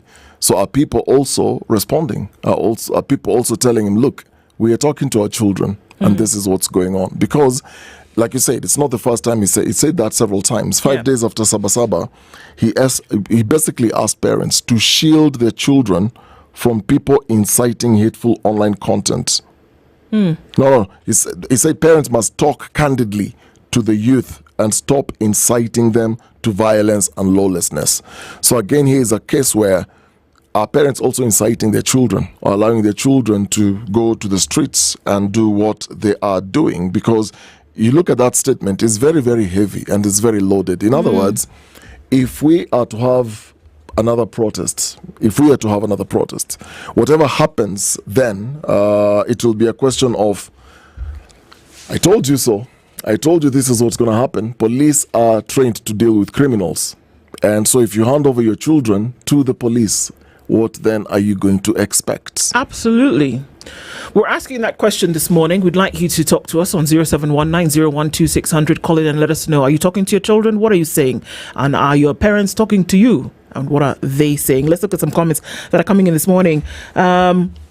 Joy Salamu said, so Gen Z's are children when it fits them. That's the question she asks this morning. Rahimtullah Omar says, does he even listen to the Dear Mr. President? I think we should stop. Why stop? Abuto Kamala says, as a child, parents have gone into self-preservation. They're urging us to just endure the hardships of this regime until 2027. Mutuflani, I see you. Chris Mora says, saw many Gen Zs at a Matatu launch and they were really happy, then became rowdy later in town. Okay. Masongo says he has no moral authority to advise us or our parents on what to do. He's guilt-tripping parents. Edwin says parents are not responsible for adults. Each person is responsible for their decisions, including attending disorderly protests likely to get fatal with the presence of thieves, killer police, and goons. Jeffrey Nicholas says it was really reckless and an irresponsible statement from the head of state, and it was purely inciting police to the public. Okay. Didi says, shifting blame on the real issues. You can't muzzle our voices. It's got nothing to do with parenting. And he's just saying that he doesn't want to be held accountable, according to Langat. He's criticized. He doesn't want to be held accountable, doesn't want to be criticized, doesn't want to be questioned, and everyone must worship him, or he sends police, NIS, and DCI bosses to kill those not adhering to that. Shirley Maina says, no children on the streets, young adults expressing their anger at the blatant abuse of power, office and recourses robbing them of hope.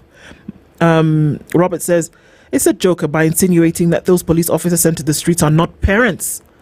It's disgustingly insensitive. Those officers are our fathers, their brothers, sisters, and uncles. We'll be right back, says that watoto wasipofunza na mama watafunzwa na ulimwengu. There's a visible decay in those children, no doubt, he says. It's got everything to do with how they've been raised.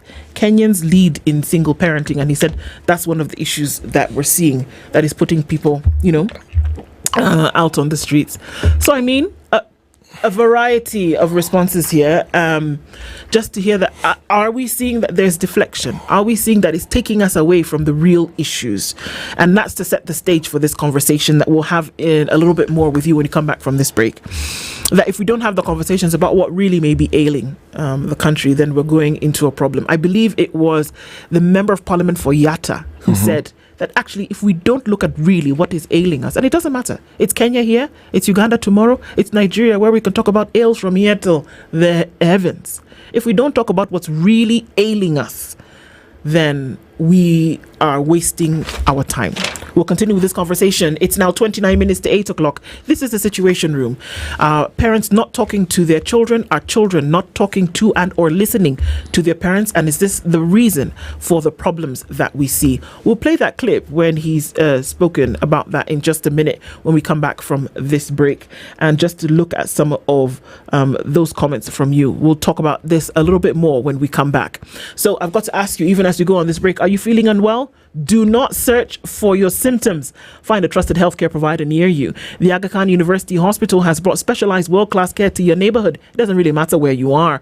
Our conveniently located clinics offer specialist clinics, diagnostics, and pharmacy services, ensuring you and your family receive the best. See your cardiologist, pediatrician, gynecologist, family physician, surgeon, diabetologist. Did you know one existed?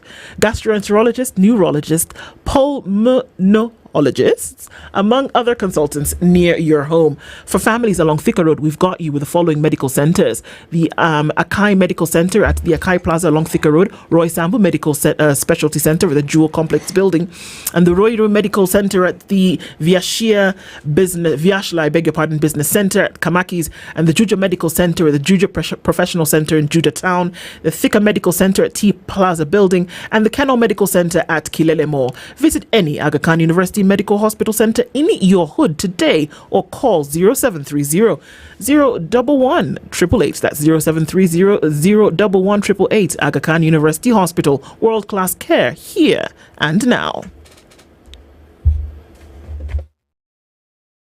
This is the Situation Room, the only way to start your day.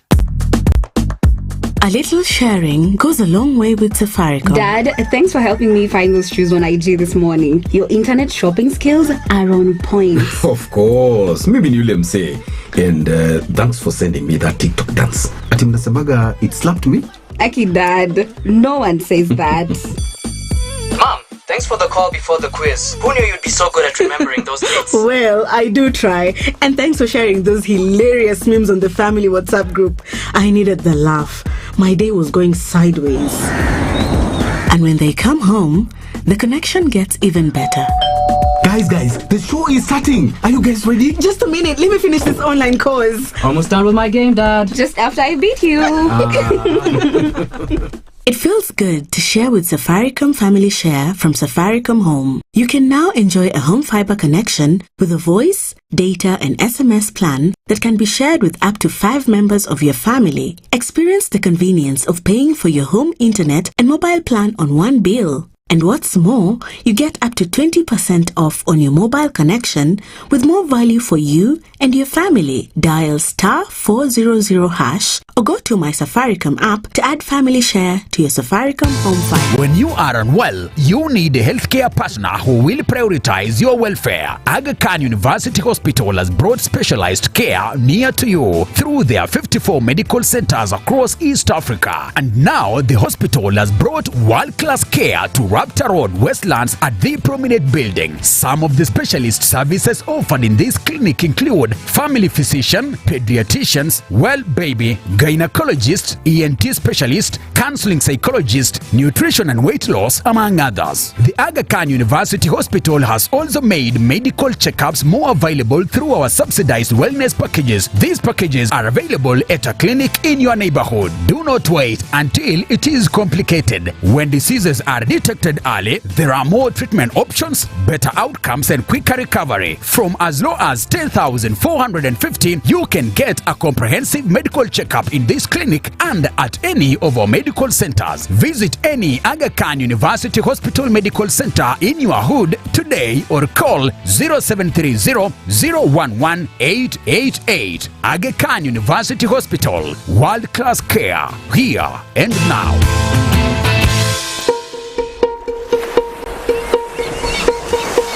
Can you grow your wealth anywhere? Anytime, without the right partner? Imagine expanding your portfolio with investment opportunities globally, while protecting your wealth and legacy. Standard Chartered's unique global network and deep local insights give you unparalleled expertise anywhere, right now. Now's your time for wealth. Join Priority Banking today. The weather with SpiceFM.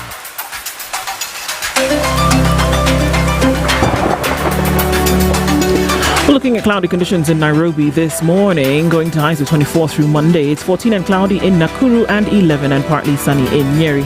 It's sunny at 14 in Eldoret, while we're looking into a sunny Mombasa at 23 and a sunny Malindi at 24. 20 and cloudy into Kisumu, while Kakamega is 18 and cloudy. Kampala is cloudy at 19, while Dar es Salaam sunny at 21. It's 8 degrees in a cloudy Johannesburg, while Mogadishu at 25 is sunny and Addis Ababa is cloudy at 14. Lagos is cloudy at 24, while Kinshasa at 22 is cloudy. We're looking into a sunny Beijing at 30, while Paris at 16 is cloudy and London at 15 is cloudy. Sunday night's clear in New York at 26 coming into Monday. We'll see highs of 29 and lows of 19.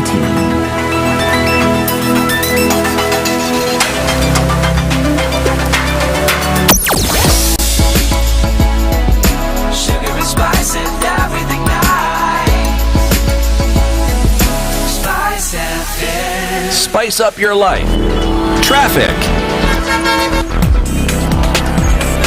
Okay, so on outer ring this morning, traffic is quite pumping, getting in and out of the city.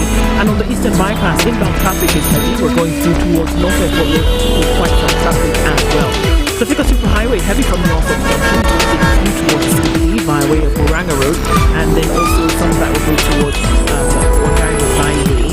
As you come off of Kiambu Road, it's also busy on Luvai Road, towards the Tiger and then out towards the traffic. So just watch out for that. And on Gong Road, busy as well. We're seeing some traffic also on Manassa Road. So also watch, we're in traffic hour. It's going to be busy. Let's keep an eye on all of this as we go forward. SpiceFM on X. The Situation.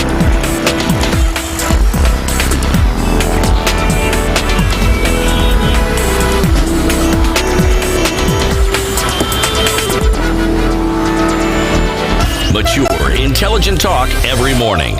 Spice up yourself.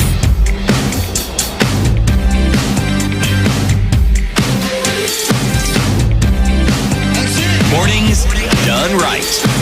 94.4 Spice FM, Nairobi.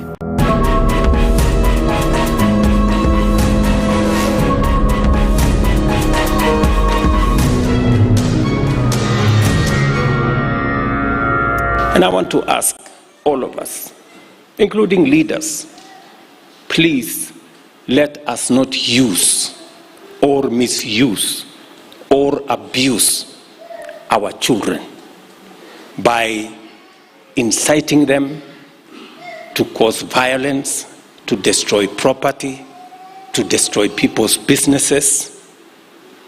That is irresponsibility of leaders, and all of us, from parents to clergy to leaders, we must take responsibility if our children do the wrong thing. The police are trained to deal with criminals. They are not trained in parenting.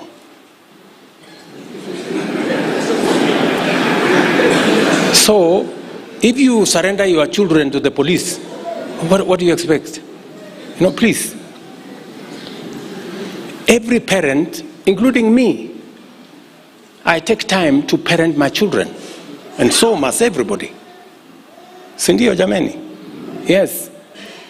So, let us be responsible. Let us. And I've told you, watoto wetu is the biggest asset we have. Their energy, their talent, their education is important for building Kenya going forward.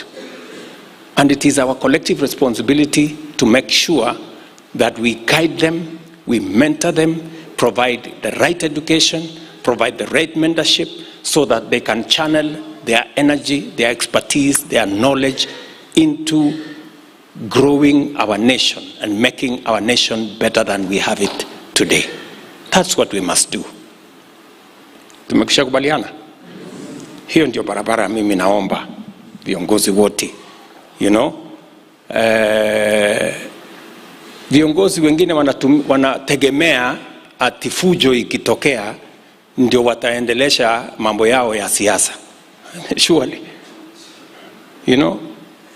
You have no plan for Kenya. You are waiting for chaos and violence so that you can become something. That will be the rock bottom of any form of leadership. Let us work together. Let us build a nation together. And I am committed to making sure that we come together as a nation and proceed in that. Parenting is a God-given responsibility. Don't abdicate your responsibility of parenting. Don't surrender it to the church or to the government. Parenting is a responsibility given to parents by God. Mungu akikupatia mtoto, anajua uko na uwezo ya kumlea huyo mtoto. Usiwache mtoto wako alelewe barabarani na watu wengine. Mmesikia msemo unaosema asiyefunzwa na mzazi wake, mnajua atafunzwa na nani? Tunaelewana? So parents, wazazi,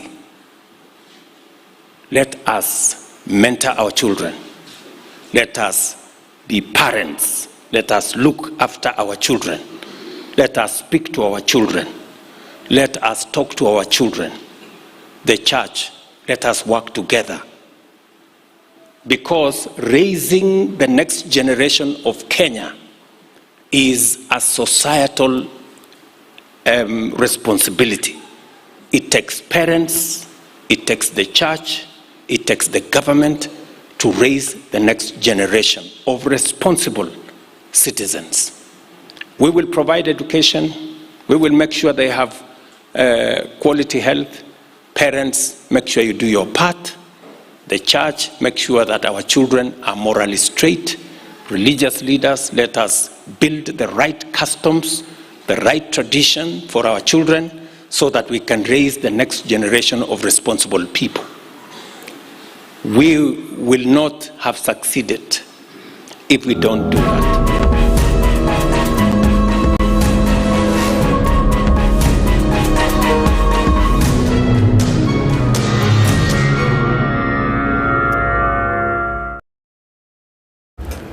And there it is at 7:45, and those are the last words the president said in that we will, as parents, as government, as the church, raise the next generation of responsible Kenyans.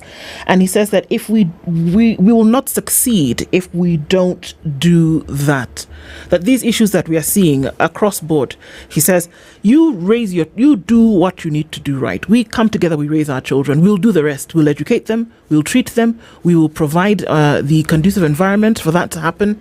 He's making a direct connection between the decay that we see today, whether it's criminality during protests, whether it's the terrorism that we've been told about, all of this, that we see the decay, and there's a direct link between that and how children are being raised. But if you take care of that thing, the government will do the rest, and that's how we see that society then will improve. Well, there's context to that. Mm-hmm. So he was speaking at African Inland Church, Bomani in Machakos. That was yesterday. But if we go back to December 2024, like I said earlier, in Homa Bay, he linked, just to paraphrase all these instances where he's talked about, parents, and looking at the reasons, contextually speaking, why the Gen Z or the protesters are going to the streets. He said in Homa Bay, 2024 December, he linked to concerns about youth behavior and activism. And he said parents should take care of the children. January 2025, he now focused and talked about social media and quote-unquote online radicalization. That's when we started now hearing these stories of terrorism. Now, July 2025 in Elgeyo Marakwet, he urged parents to stop children from joining protests after, the Sabasaba deaths, and now yesterday. So the issue here is parenting and parents taking responsibility. If you give your children to the police, what do you expect? Because police are trained to deal with criminals. So your children are criminals? Beyond criminals, there's terrorism. So you're also dealing with terrorists, as it seems, from what you're getting. So the question here is, are parents talking to the children? Are children talking back to their parents? Is the reason why we're seeing everything we're seeing around the country because of poor parenting? And if they were, and we're seeing that, parents are bringing up children, or children are listening now to the counsel of their parents, we would then see a significant decrease in, these that we're talking about. And I guess that's the question that we're asking, trying to be in open discourse this morning. And we are hearing from you on 0719012600. Keep those calls coming in. And we see some of them, those are disconnecting. We're just going to continue with some of the comments that we're getting in from you this morning. The Music Fix says, as a Gen Z, I'm also working towards having accountable adults, not hard-headed, condescending people who think they know better than us while I've been living under a rock. Wow. Okay. Brian Munyalo says, for the president so loved his people that he gave us to the police to save our children from themselves. My goodness. Stan says, we're losing it. Why are you belaboring this nonsense from him? How has he suddenly become so clever just as Gen Z's turn against the rule? Well, this is in the public arena. This is what is actually being said in Kenya today. The president wants us to lie to our children that all is good in Kenya. They are also feeling the brunt of Kenya's woes, says Isa. Is the corruption and violence he's overseeing a result of his bad parenting? That's the question. Langat says, poor parenting means not being held accountable, criticized, questioned, corruption, impunity, and disregard of rule of law and constitution, stealing of public money, wastage of taxpayers' money. These are the questions that we are being asked. Brian, Oh yeah, Brian. I think we should pin that. Koki says, "Are the police not parents? What's the president trying to say? Aren't the police holistically trained? Is this why depression is real? That's the question." Alex says, we're being carried differently. How infuriating, says DD. Has he taken time to listen to the so-called children? Mkwama says, he would not take accountability for anything. It's everyone's fault but his. The sheer gall and audacity while his son is behaving like he owns Kenya. My goodness. Tony says, the curve of life is at this age, the Gen Zs are to take on responsibilities to raise the families, past, present, and future. Unfortunately, all efforts they are making are being ignored. Jesse says, so if children report to the police station, I suggest they act as parents. Robinson says, tune in from Hong Kong. These are adults. What of those who don't have parents? The orphan. Who should talk to them? Alan says, they're worsening the situation by constant arrests of government critics. I guess anger is boiling up one more time. He was not well brought up by parents and now blaming Gen Z. Agola says, this is crazy. Look at the root of the problem. What are Kenyans saying? What are Kenyans complaining about? Everything he's saying is shifting blame, and this points to poor leadership. Okay, we're hearing from you guys this morning. What could the problem be here? We're going to take calls. We're going to shift those lines just for you, just a minute. 0732 is the number that we'll use this morning. 142650. That's 0732 142650. We'll pin that on our social so you can call in and speak to us this morning. Let's talk a conversation amongst ourselves and see what's going on really here. And I know that there will be a diversion of opinions in terms of someone who attempted to steal a playground from children and lied about hotels ownership, claiming to give advice on parenting. Is that what we are seeing? King Dave, good morning. The Gen Z are like cat ambaye imefungwa kwa room without any way out. The person responsible yuko na rungu na anatutandika. Haki ya God hiyo paka itakufa na wewe. Kids trend songs imeleta feelings. That's what he's saying. And quite a number of people are saying this morning. Are the real issues then being ignored? And those are the questions that we're asking this morning. We'll take your calls, and I'll tell you that number again because it's shifted slightly. 0732 142650.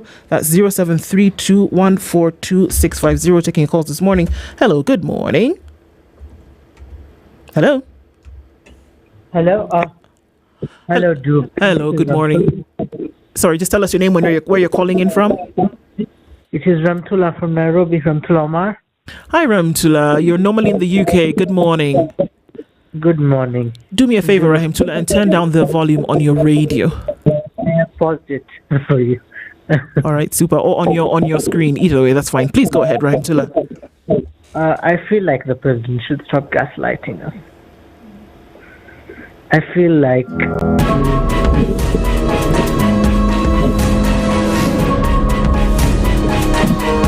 Go ahead, Ramtula. We can't hear you clearly. Go ahead. I feel like the president should stop gaslighting.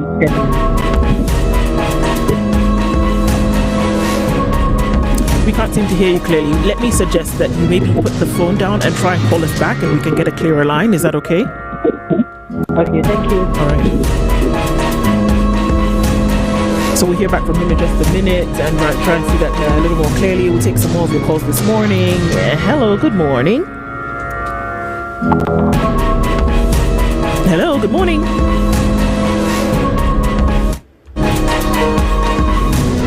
Hello, good morning. Hello? Hello, hi, how are you? Can you hear us?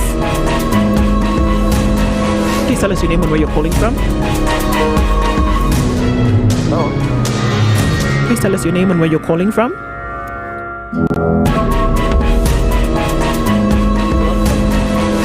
Okay, I think we can't get that clearer either, so maybe we'll try and get some more calls in. I'll tell you that number again. That's 0723. This is the Situation Room. 0723 142650. Mature, intelligent talk every morning.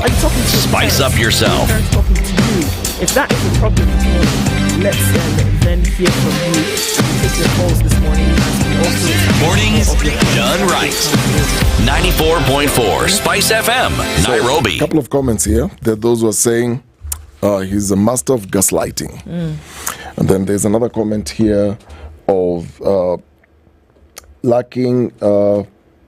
Where is it? So does that mean talking to parents will reduce the cost of living and unemployment and all the corruption we have in our country? That is Michael Maina asking that question. Then another one here, Your Excellency, Shikilia hapo hapo. They don't like you because you're doing the right thing. You're truly God sent. Okay? Mark Gutu says, being trained to enforce the law doesn't excuse abuse of power. Police are sworn to serve and protect, not to threaten or mistreat the very people they are meant to defend. Then Kennedy Mwirori is saying, when will Ruto take responsibility for just one thing? He is always pointing at someone and never himself.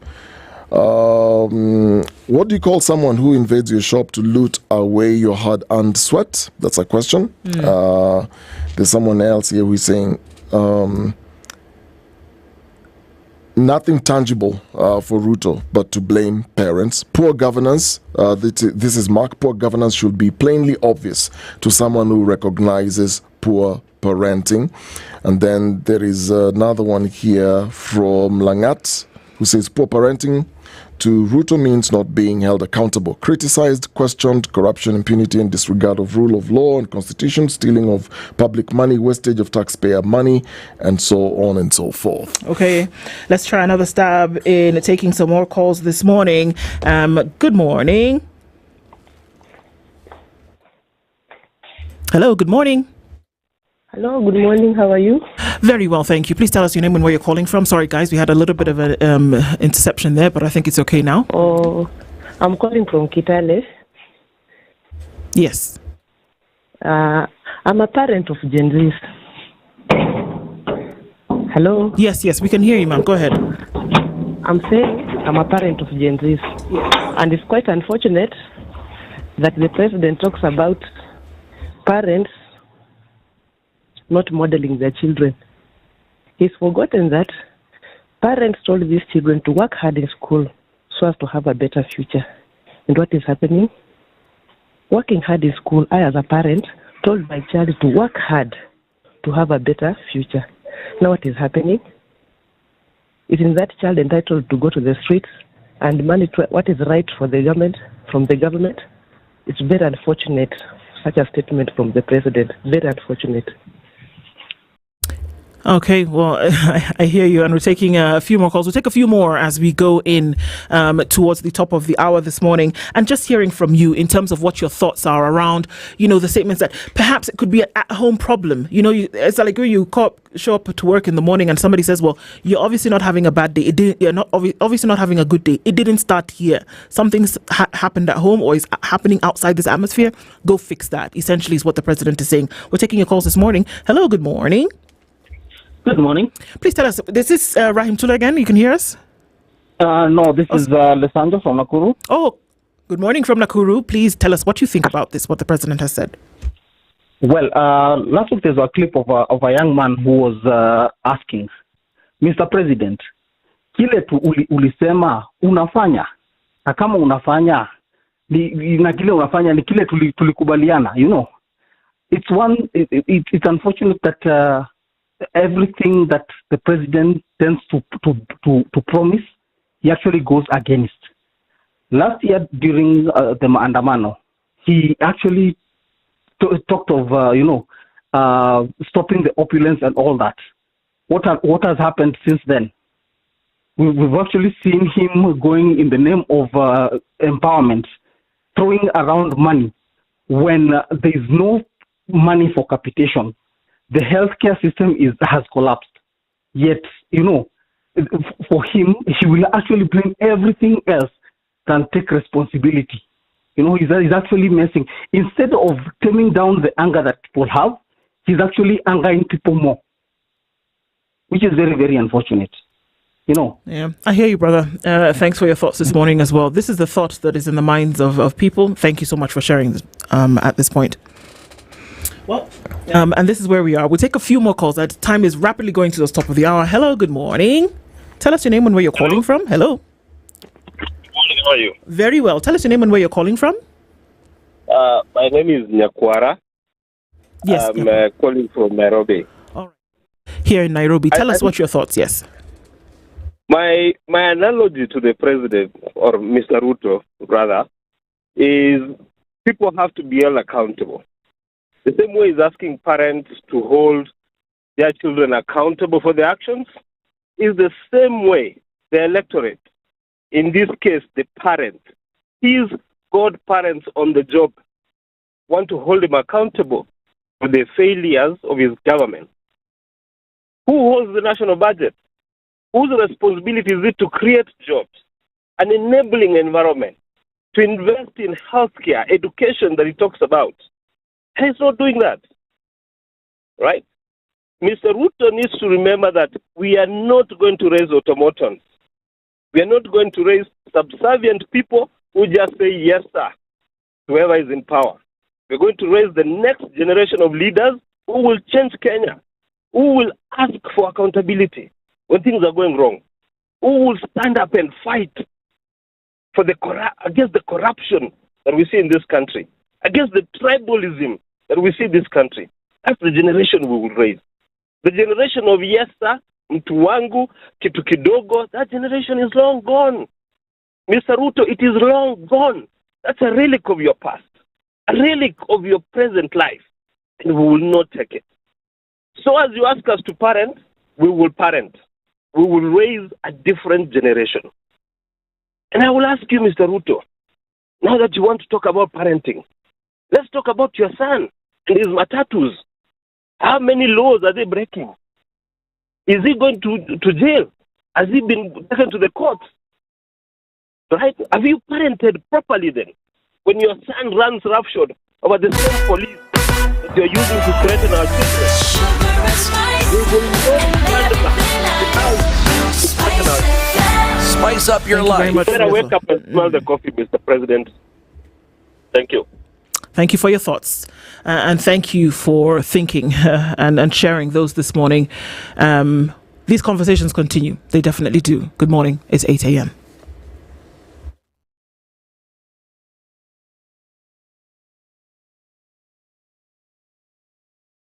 SpiceFM.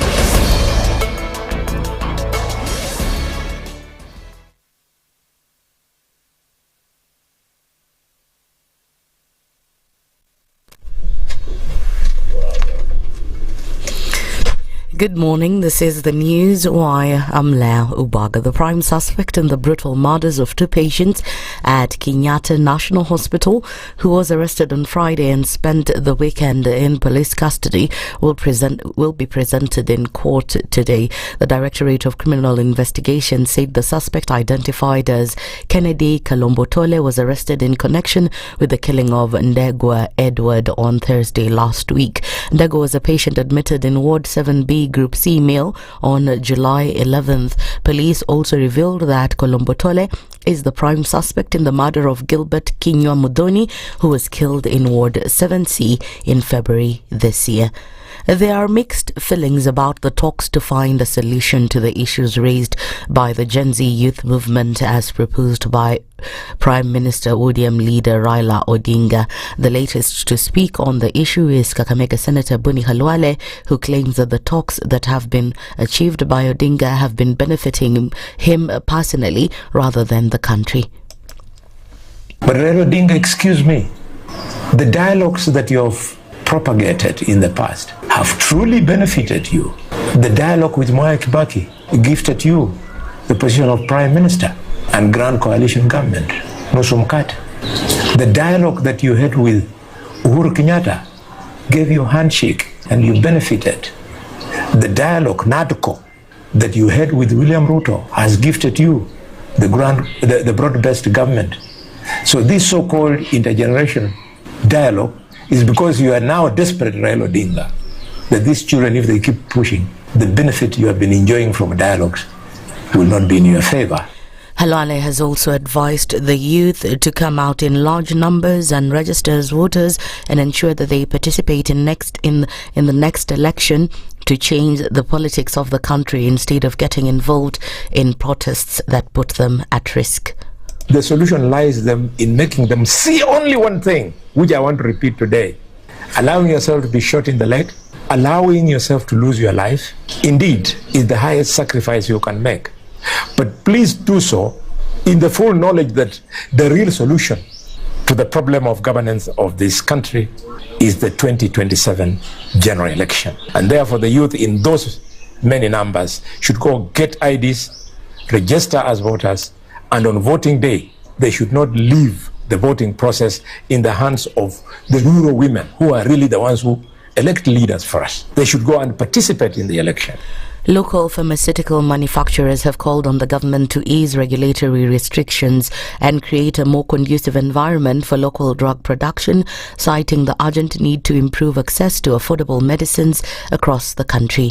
The industry players urged the Ministry of Health to partner more actively with manufacturers to address medicine affordability and supply challenges. For decades, the country has been importing a large share of its pharmaceutical products, leaving the market vulnerable to global price fluctuations and logistical disruptions. And in the international scene, the powerful Ecuadorian gang leader Adolfo Villamar has been extradited to the United States to face charges of drug and arms trafficking. Also known as Fito, he was recaptured in June, almost a year after he escaped from a high security prison where he was serving a 34-year sentence for a series of crimes. He'll appear in a U.S. federal court on Monday, where he'll plead not guilty to international charges of drug and weapons trafficking. Fito was leader of Los Choneros gang, which is linked to powerful criminal organizations from Mexico and the Balkans. He's also suspected of having ordered the assassination of presidential candidate Fernando Villavicencio in 2023. That's the news wire. I'm Lydiah Ubaga.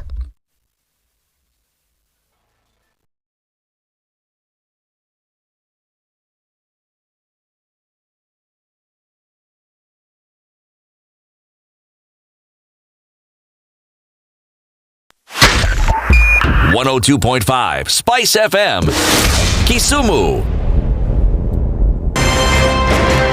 One of the things that are ailing our country is negative ethnicity. You find you as a state officer, instead of thinking as a Kenyan, you think like a tribal person. Let me tell you something. The biggest problem we have had in this country is a leadership deficit. There is nothing that you are going to do in the process of change if you are not a risk taker. So you really have to pursue your vision to a logical conclusion and even be ready to step on people's toes. When it comes to the economy, you can run away with it. They say statistics are like bikinis. They reveal a lot, but they conceal the vitals. And so government people would throw statistics at you and tell you they're revealing a lot of information to you, but it's really concealing the real vitals. We need to get out of that, because when we want to grow our democracy, one basic thing that really requires to be understood by the political class, by all of us, is institutions are critical. This is the Situation Room, the only way to start your day. Traffic.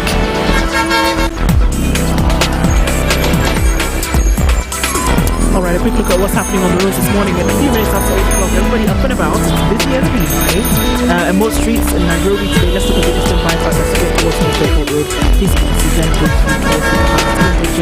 It's also busy coming off of the Sikasura Highway. We're seeing some traffic as we then get to that also junction and then out to Sylvie. That will continue for some time. Taking a look at Westlands, because as you came off of Wayaki, there's some traffic connecting to what's coming off the Karima Highway, and also then what's coming off the Chiromo at that area. Backside of it, Raniar, and then going towards the Judiciary is also busy. So, taking a look into Nairobi, and it seems busy in most parts. We're looking at Landis coming off of Jogoo Road as we get towards Kamkunji at that roundabout, and getting onto Haile Selassie. All in good stride, folks. We'll see what happens as we get through it, but I think it's manageable this Monday. SpiceFM on X hashtag The Situation.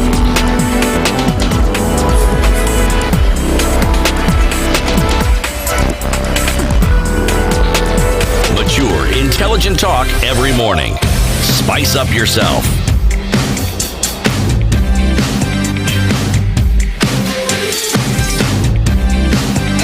Mornings done right. 94.4 Spice FM, Nairobi. It's 8 minutes after 8 o'clock. Good morning to you. This is the Situation Room, and we get into more conversations we do this Monday morning, the 21st of July. You connected us somewhere, Dennis, and you told us that it's the way to go. Yeah, I told you my story earlier when doing trainings, webinars, and the disconnections I was getting with some service provider. But like I said, nyumbani, you keep going back to what works, what you can trust, and what is reliable. And I'm talking about Safaricom Home Fiber.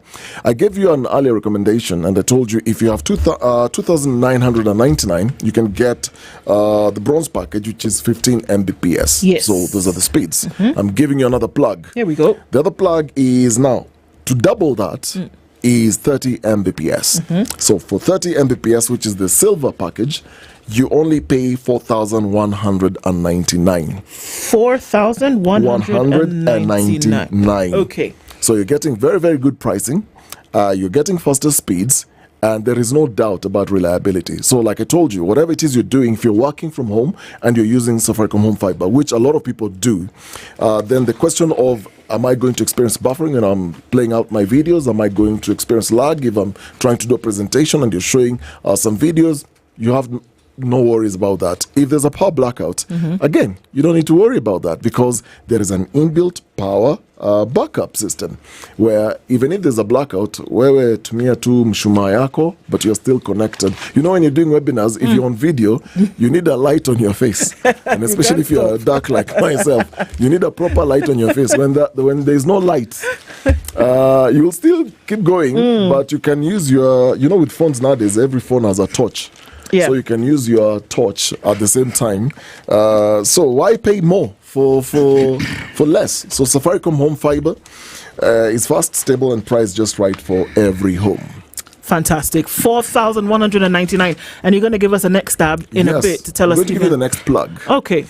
I love it. Love to hear it. Okay, and so just to see essentially what's your poison and then be able to get onto that. So when you think about what time it is, it's time to focus on your wealth protection. It's time to make a decision, and it's time to have things managed. You know what keeps a lot of people up at night? It's the idea that everything they've built could be lost, either through poor advice or market downturns. That's why wealth preservation and risk management are the pillars at Standard Chartered Priority Banking. Their expert teams don't just guide you, they protect your assets from market fluctuations, economic shocks, and unexpected risks. Add to that their specialized investment advice and portfolio management, and you've got a recipe for long-term sustainable wealth. And for those overwhelmed by endless options from real estate to international investments, you get expert help to optimize the decision making. So it's not just about growing wealth, it's about growing wisely and with clarity. Your path to smart, protected, and informed wealth starts with one email, wealth.ke@sc.com. This is actually your time. And that's the way we're looking at it, and that's the way we go. Dr. Barak Muluka. My name. Yes, is here. Good morning. Morning to you. Glad to be here. A little chilly, but that's fine. The weatherman tells us that it's 11 degrees. I'm not sure if he's right this morning, but okay. He must be. He must be. He must be. Good to see you. Karibu sana. Asante sana. Good to see you. Good to see Dennis. Good to see you too, Barak. Thank you. Yes. We're getting into a couple of conversations this morning, as you know, and what is it, 2-3 years into the term of the president, and looking into, so what have we been able to achieve? He's been saying a couple of things. We'll talk into that in just a minute. But Dennis has taken us to a different part of Western Africa this morning.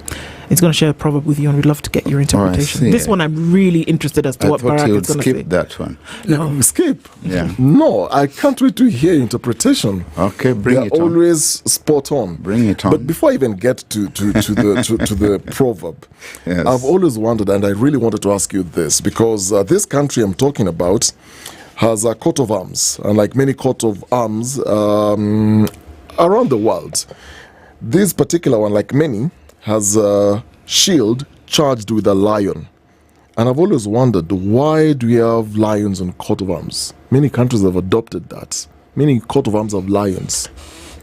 The lion, I think, virtually everywhere is understood to be the king of the jungle, and political space within which courts of arms operate is a jungle of sorts, and it's a jungle that has gradually evolved into managed space, and that managed space has got to be protected, and it is protected by the king of the jungle for the greater interest of the animals within that jungle. And if you want to get it a lot more clearly, you need to read the state of nature philosophers like Thomas Hobbes, John Locke, Jean-Jacques Rousseau, and others who say that basically we are born free and we are born in a jungle, but within that jungle where everyone exercises their rights, independence, and freedoms on their own, life becomes nasty, short, and brutish because we are each for ourselves, and the competition that arises in the jungle, therefore, is one that is injurious to our common welfare, and therefore we agree to come together under the shield. We shield each other from one another, and ultimately it's the lion, the king of the jungle, otherwise known as the Leviathan, otherwise known as the law, that then becomes the ultimate protector of life, property in the jungle. Wow. And I've not even touched the proverb. There you go. Just as still on the coat of arms. I was just waiting to hear. That feels like a whole summary of a thesis, you know. So let me go straight to the proverb. The proverb is coming from the Republic of Senegal. Yes. Slowly, slowly, you catch the monkey in the forest. It's interesting. We refer to the lion, king of the jungle, in the coat of arms. And now the proverb is slowly, slowly, you catch the monkey in the forest. You see, in the forest, the monkey is in his element, and he's very difficult to catch because it's sometimes almost impossible to tell whether he is on farmer terra, or that is on land, or he's in the air, he's on the trees. If you try to deal with him on the ground, you can't run after him. He will jump into the trees, into the forest, and for you to reach there is difficult. He even shifts from one tree to the next, right up there. Yourself, if you are on that tree, you would have to come down first to then attempt to go to the other tree. So you have to be very wise. You need a lot of wisdom to deal with challenging situations, especially where others within that environment may be endowed with more assets than you have, assets of managing life in the jungle. But slowly, you can also subdue them. That would be my shot in the dark. Oh, maybe in the light. My goodness. A great one, definitely. And, you know, we were just having a conversation before as we began this morning, and we said that over the last many weeks that there's always something going on. There's something that will be to the chagrin of the nation, and we'll be like, our eyes popped out of our heads a little bit further than they did last time when this happened. But having said that in the background, in the back end, that the business of nation progression and development is still meant to be happening, and that there are many things that should be happening behind that. So even with the calls for the end to police brutality, even the calls for the hoping that things get better on that front, there's still brick and mortar issues happening when it comes to the state of the nation. And so even as we ask those questions, that's what forms the conversation that we're having with you this morning. When we then look at, in another 1.5 years, in another 2 years, the first term and his term as president will come to an end. And then one must ask, what is it that we feel he should be marked on, or that the administration should be marked on? I'm just going to go a little bit further, that yesterday when he was in church in Machakos, he said that people have been accusing him of overpromising. But he said that is the last thing that he has been doing.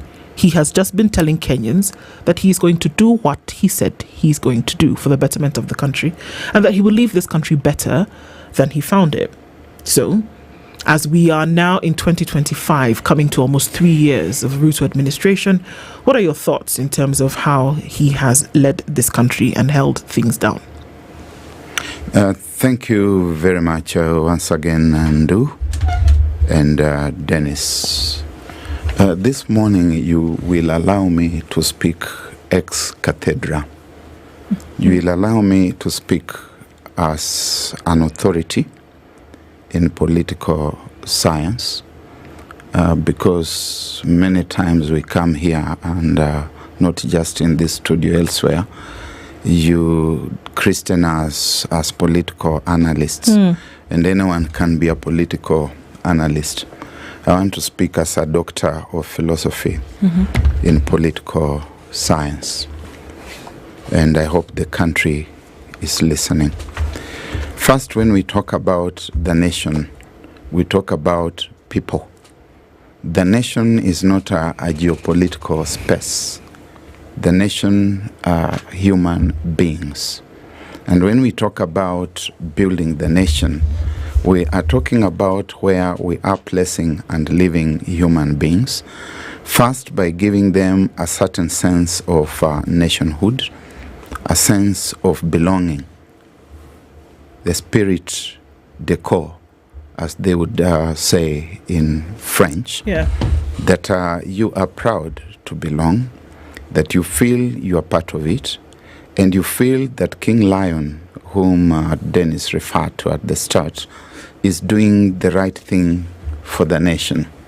And allow me, therefore, to say that I want to borrow from the American Declaration of Independence in 1776 as an anchor, and from the Constitution of Kenya as an anchor. And based on those two, the kind of assessment that we can make of the tenure of President William Ruto this far, and further promissory notes that he continues to make. The American Declaration of Independence, in its preambular pronouncements, states that we hold these truths to be self-evident, that all men are made equal, and that they are endowed by their Creator with certain basic and fundamental and inalienable rights and freedoms, and among these are the right to life, liberty, and the pursuit of happiness.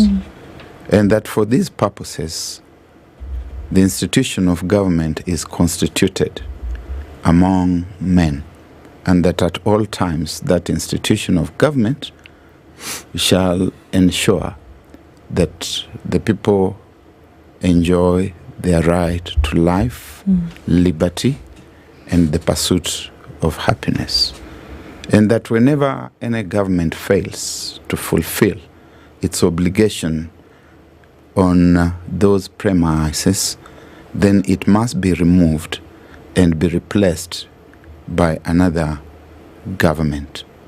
That is liberal democracy.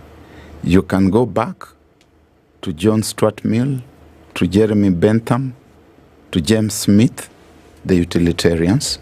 You can go back to the liberal Democrats that I talked of earlier, the likes of Thomas Hobbes, John Locke, Montesquieu, Jean-Jacques Rousseau, Diderot, Voltaire, and there are many others in between, Thomas Paine, you come up to fairly recent times, and the alphabet does not change.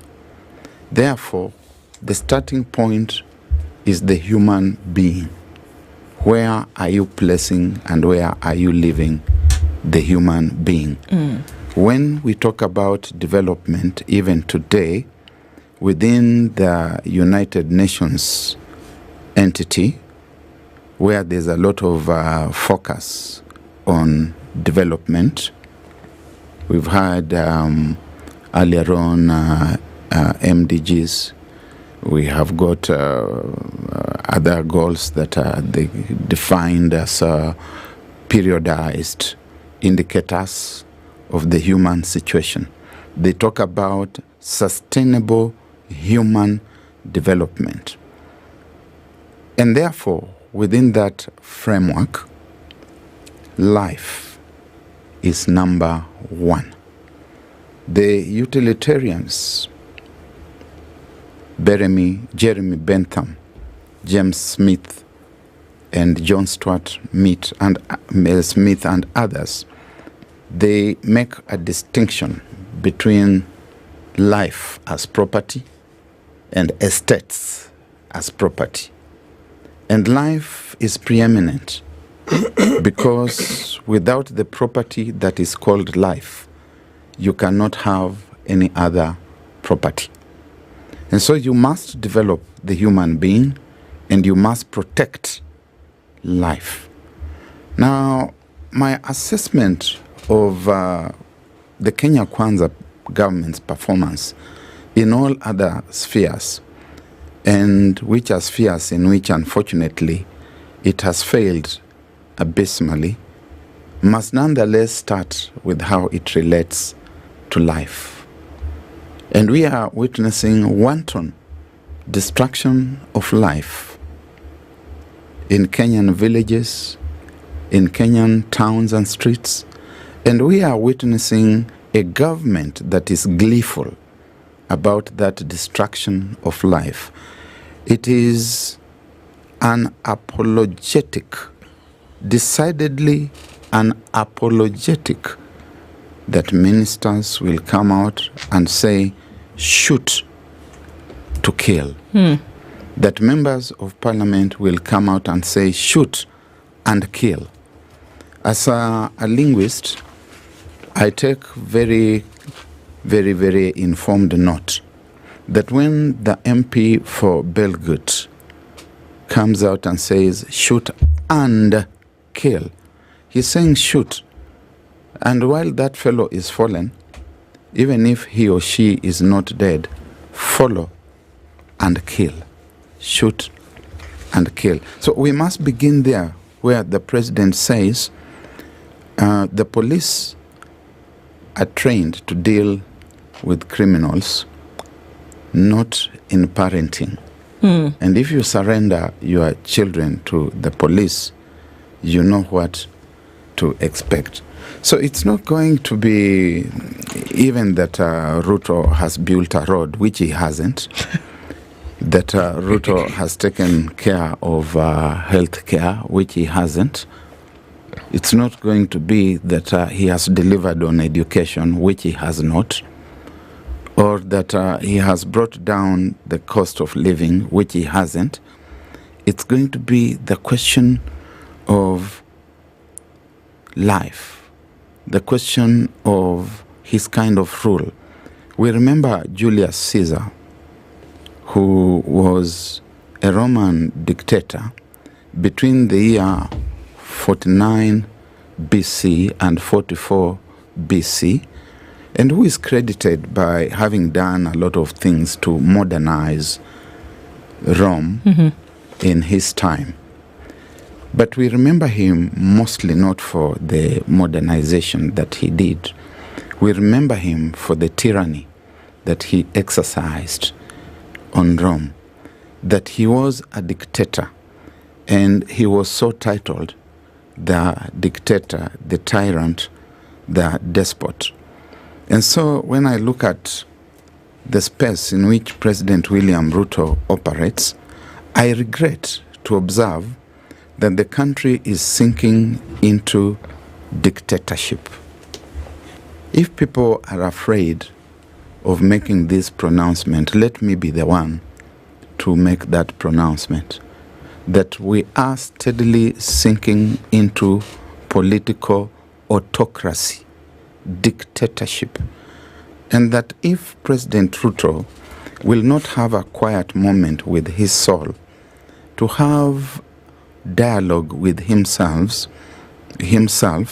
because I hear they are saying they want dialogue, and that dialogue you must begin by dialoguing with your soul. If President William Ruto will not have a dialogue, an honest one, with his soul, I want to believe that there's still a soul left there. What would you see today? Because even as we talk about some of these things that then were present historically, but then came out to form a lot of the ideologies that we study in education spaces today towards government, they were real. They were done and they were studied, and then it was documented about them. What is happening in Kenya today? Give me 3 that you would say this points to the beginnings of a dictatorship, autocracy, authoritarianism, totalitarianism. The first thing is, and thank you for that, but the first thing I would point out is the tendency by an individual to believe that he knows everything. That there can be no different shade of even the same opinion. That he is always right. When you get to a point where you know everything and everybody else is wrong, and that which you know, which is always right, must be done, then you are beginning to become a dictator. In George Orwell, we read Animal Farm, and we see the animals that say Comrade Napoleon is always right. So you have this sheeple. In social science, we call them sheeple because we borrow from sheep, and we know about the sheep. In Animal Farm, the ones who say a Comrade Napoleon is always right. You develop a community of worshippers and praise singers who cannot even allow alternative opinion to be ventilated. They're saying you are always right. And they shout loudest. They interrupt other people and other voices as they also attempt to ventilate. The third thing, and I'll give you slightly more than 3, you asked for 3. Okay. The third one is that you then begin mobilizing the instruments of state against alternative voices. You are silencing dissent. First, it was not dissent, it was alternative opinion, but you silence it. Not now by using sheeple, but by using the armed and legalistic instruments of the state. You can look at our context here. President William Ruto knows everything. He even says, I have a PhD. And I say this notwithstanding the fact that I have said I want to speak ex cathedra as an authority in that space. But I limit myself only to that narrow space of being a doctor of philosophy in political science. It's my space. I can ventilate. President William Ruto is omniscient. He seems to know everything. But that omniscience boils down to pansophism, where pansophism is a shallow grasp or claim of knowledge in about everything. So he knows everything. Those are the origins of dictatorship. He has sheeple, and you can hear the sheeple saying even from Wajir that we are going to stuff the boxes. You can hear the sheeple in the so-called empowerment forums being made to dance by a lead sheeple that says, "Come and dance." You can see the sheeple displaying women in their bodies and telling them to turn around. And the feminine sheeple turns around. And you hear stuff to the effect that this one here, if perchance you are to hold Congress with them, the next morning you would wake up, I don't know. Then you are also seeing the DCI, which has been instrumentalized. It has been weaponized. You can see the kind of things that it's doing. You can see the EACC, and I wonder what the Bishop David Oginde, I don't know whether he's still there or not. I presume he's there. I wonder what he thinks and whether he sits well with his conscience as the entity that as an ordained bishop of God, of Jesus Christ, presides over persecution. And I would even dare ask him, Bishop Oginde, is it not enough that Christ was persecuted and crucified? Must we be persecuted and crucified by this entity that you preside over? It has lost its rise on the earth completely. We are gravitating towards autocracy. Barack, I just want to circle back to what you've described this person to be. He needs to have a dialogue with himself, with his soul.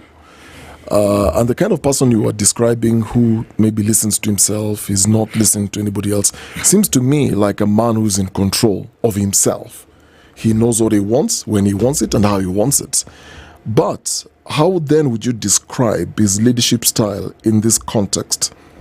So last week we had a group of Mount Kenya politicians meeting somewhere, and what they were then saying is sounding the alarm over the backers of Mount Kenya. And I'll just give a quote from one of them who was saying that we are working hard to ensure Mount Kenya does not abandon this government, but some of our people must tame their mouths.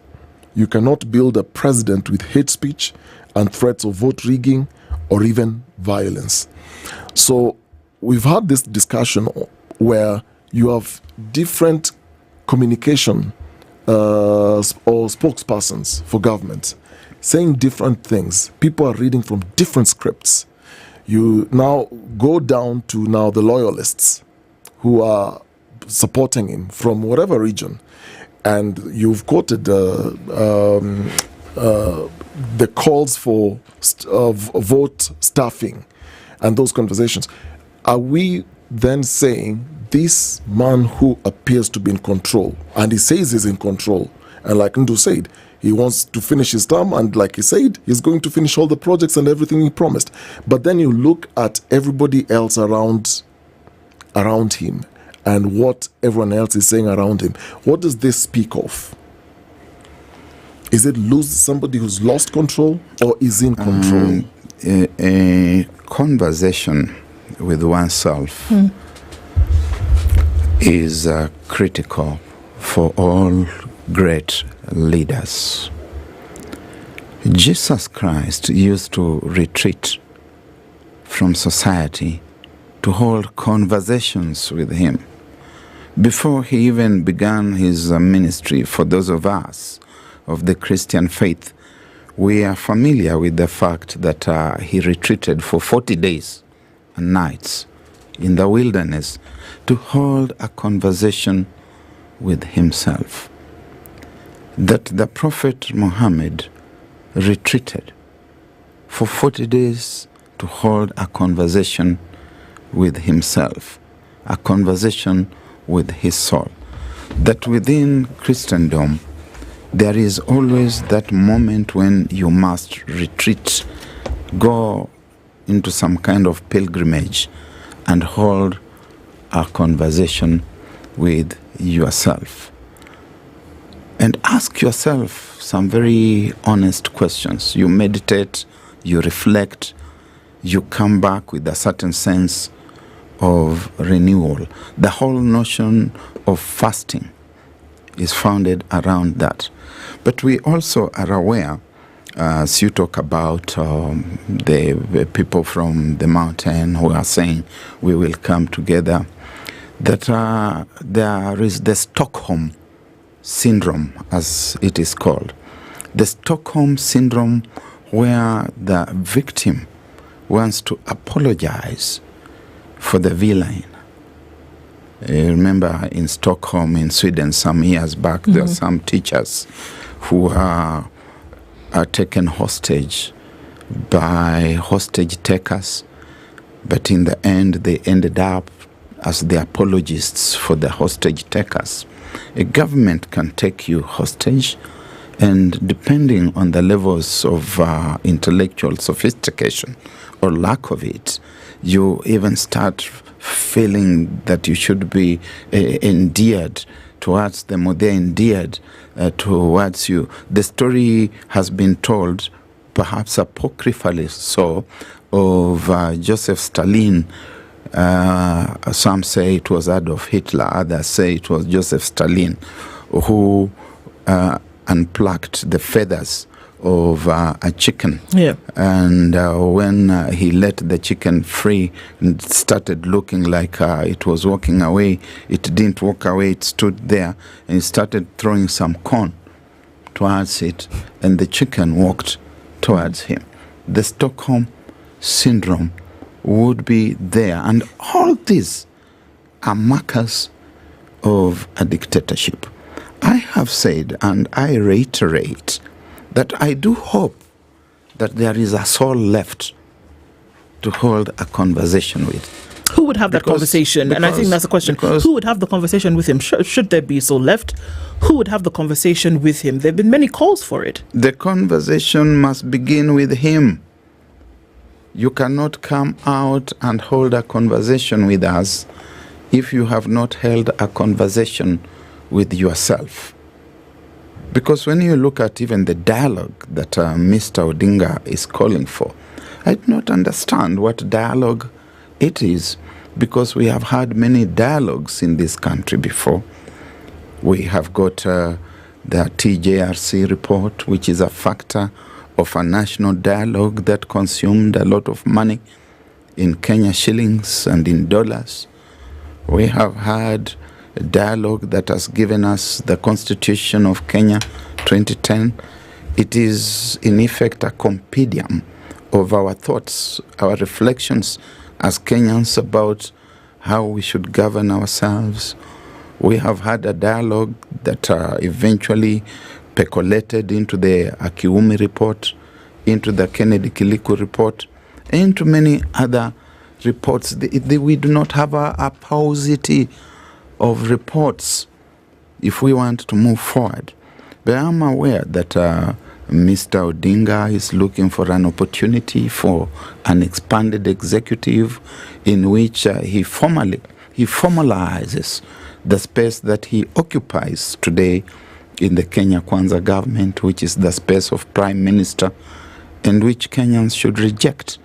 And that will have to go into a referendum. Perchance, if that goes into a referendum, Kenyans must sensitize themselves to reject that, because it is completely unconscionable that each time there is a crisis, some individuals, and their specific individuals, will always exploit it for purposes of their own social, economic, and political upward mobility.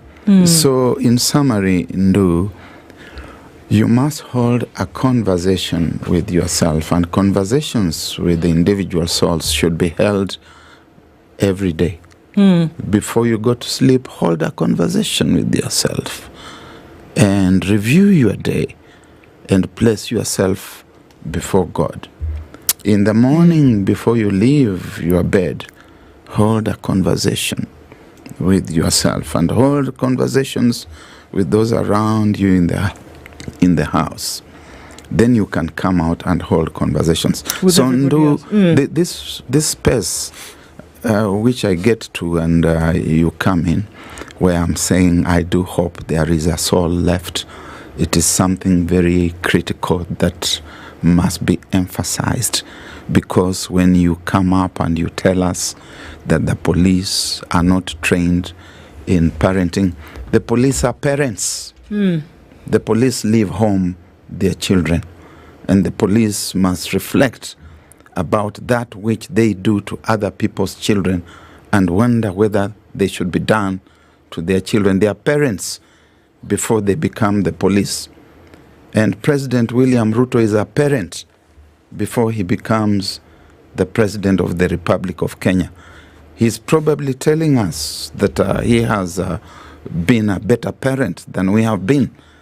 But we would ask him, what happens when we see a child who owns a fleet of matatus that are driving recklessly on our roads and people are killing others and human beings are being thrown out of those matatus? What should we say about the parent behind that kind of individual? So why say it, Barack? And because obviously here when we have this, we're looking at a lot of these things. Then of course you have to then study the psyche and the mind of a human being, and many have done that for leaders, and to be able to see where this comes from. If that is very obvious to people who say, well, the police are parents. If that is very obvious, where you say, but his son is, owns a fleet of matatus, where does all of this come from? This is something that is very clear to everybody who's asking the question. So why then would he say it? Why would he say, pay attention to your children, and children pay attention to the counsel of your parents, knowing full well that that's not the issue at hand? It is, in my view, now that notion of sense of entitlement, that you feel you are different. The laws apply to the other people, they do not apply to you. You do what I say, you don't do what I do. That power, as Lord Acton has famously said, corrupts, and absolute power corrupts absolutely. That when you are doing the rounds and the hustings, when you are moving from pillar to post and from post to pillar, begging for our votes, you are a very different and humble individual. And once we give you the commander-in-chief's sword, once we place you in the seat of power, once we take you to State House, you forget where you have come from. You forget that you are the individual who was kneeling down and crying, shedding tears, bending your shaven head, moving your mouth, crying, that you are now a new individual, a new human being. You now speak to us, at us, with draconian authority, forgetting that it's just for a time. I wrote yesterday in the Sunday Standard about the dictators who have occupied that space, from the BCs to the post-BCs to the new age. And they are always there just for a period of time. So there's loss of the philosophy of government, in short. So, Barack, is there room for redemption? So if he has a conversation with himself, and obviously he's going to seek re-election, as it is right now, government is still moving on. He's still launching projects. He's still working, despite all these other things going on. And your earlier statement when you started, you said the nation is human beings. So if he comes to a point where now he has a Damascus moment and he realizes, I'm a sinner, and what I've done is wrong, what I've said is wrong, I repent. Is there room for redemption? who's going to be the person forgiving him if he seeks that forgiveness? Is it a little too late? George Bernard Shaw has framed a very interesting case for reflection on redemption, on repentance. If we may use the case of the Grand Inquisition in Europe in the Middle Ages, the repentant sinner, the repentant heretic, the repentant witch, for example, would be told that it is very good that you have repented, but having repented, just so that you do not fall into temptation again and repeat that which you did, we must protect you by keeping you away from that kind of space permanently. And as a reminder that you could slide into that space again, we must keep you in isolation. We have removed you from the path to eternal perdition. Your soul shall not perish in the furnaces of hell, but we protect you and pack you away in isolated prison, where you shall, for the rest of your life, eat the bread of sorrow and drink the waters of affliction. You will not be allowed to come back to State House. So if President William Ruto were to be truly repentant, his remaining duty would be to steer the troubled ship of state to a safe harbor and say that I destabilized this ship of state for a while, but I saw the light on my road to Damascus. How would he do that? And I brought it to a safe harbor. And I now retire from that space. I go away, and I do hope that those who will captain this ship of state shall never repeat the mistakes that I made. So how would he do that, Barack? And again, into the situations in which Kenya finds itself today, what would be the markers for you to say, well, okay, we can retrace, retrack and on certain things and say, okay, well, I've cleaned this up, then we may move forward. What would you see? What would speak to the minds of Kenyans to say, okay, yes, we're on a good track now? Restoration of constitutionalism and the rule of law. Formalize his government with Raila Amolo Odinga. It's one of the highest public indicators of impunity in government, that although the Constitution states clearly that anyone who forms government in a manner other than as stated in this Constitution breaks the law, they have still gone on to form that government.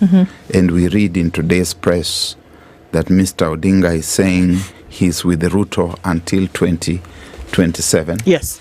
Under what is patently an unlawful formation of government. Get rid of that. Allow us to ventilate and to demonstrate, to organize and to mobilize and to picket without sending goons. He must come up and own up and say that we failed the country. We brought goons in the streets. In spite of having legally constituted police service, we still brought goons in the streets, and we sent the Kenya police to escort them and protect them.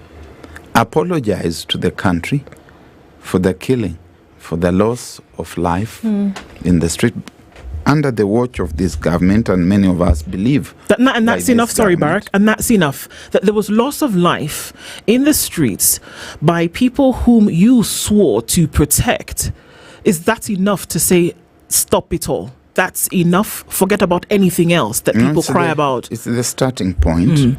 And I have seen that every so often, if it's not the president, it will be one of his acolytes coming out and talking about destruction of property, destruction of the economy, and which is truly regrettable, because nobody wants property to be destroyed, stalling of business, but not a word is uttered about the people who are killed. What about a child who gets killed when they are in their mother's living room, that they surrender to a police bullet? If it is too much, asking the president too much to come and express remorse over people who have been killed in the streets, can't he at least empathize with the ones who died at home? Wouldn't that then be an admission that we did something wrong, or something wrong happened? And as it's the case at the moment, it doesn't appear there's an admission that there is anything else going wrong. As a matter of fact, it's the police officers who are receiving all the accolades. You're doing a brilliant job. We are supporting you. You're keeping the peace. You're protecting property and all that. As I said at the outset, the first property that must be protected is life. And that's not just Barack speaking. It is documented and very cogently argued in liberal philosophy, the philosophy of liberal democracy, that you have got life that is corporeal, property that is corporeal, and there's property that is disembodied. That property must begin with the life which God and nature has given us. So before you even move to property as physical estates, the president must be able to regret the loss of the property that is called life, that we cannot create, that is given to us by God and nature. Then he can move to the other property. And remember that we are talking about the possibility of penitence and redemption. And it must begin with confession, with admission, that if we have not been able to admit that we have destroyed life, that we are not able to be remorseful, to regret, even when a stranger has died, and about the circumstances of dying that we do not know anything about. There is a universal human principle against loss of life. And if you are not able to be touched, then you are dead. You are dead. There's nothing inside you. We are talking about individuals who are dead and who are the agents of death.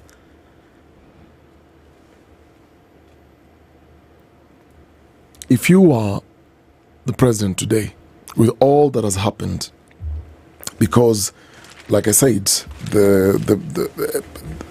the schedules are on course, everything is going on as planned. He has said, I didn't overpromise, I just raised Kenya's ambitions. And he says, I intend to keep every promise I made within my term. Will it be business as usual? What would you do? Would you go launch projects? Will you continue with your work, looking at your diary and who you need to meet, where? What do you do with the time that you're left with? I would go back to my office to work. I would go back to my office to reflect, to seek wise counsel, and to implement things. I would go back into my office to wonder where the rain began beating us, and to correct things. Because there's a sense indeed in which if we were to give Dr. William Ruto some degree of benefit of doubt, if we were to cut him a slack, we would say that it is a cumulative miasma that has overtaken us over a number of decades, and that he is the current custodian. And there's a place, therefore, where the rain started beating us. Ndu and Dennis Okari. God has been kind to me. I've been in this country for a while, and therefore I've got the institutional memory.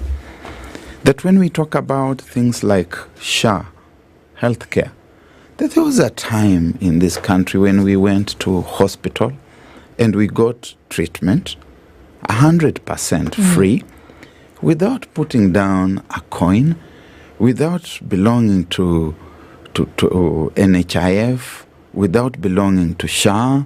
In Nairobi, here in Ofafa, Jericho, where I went to primary school, we would go to the dispensary in Lumumba and we would be treated for free. And it worked. And it worked. That we would go to the dispensary in Bahati and it worked.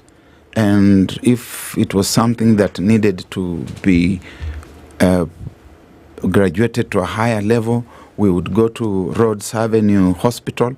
There's a hospital behind the Kenya Polytechnic in Nairobi, and we would be treated. And you would go to the clinic in Westlands, you would go to the dispensary in Casino, and you would be treated. And you went to the Nyanza Provincial Hospital, to the Kisumu District Hospital, to the Kisii, and you were treated 100% free. You didn't put down a coin. What happened? Where did the rain begin beating us? That here in the city of Nairobi, as I grew up, as I went to school, we had a city council that took away the garbage without us paying for it, that brought dustbins, that painted our houses and homes in Eastlands from Kariako to Ziwani, through California, to Jerusalem, Jericho, to Uhuru Estate, without us paying a coin, that they fumigated the houses. There was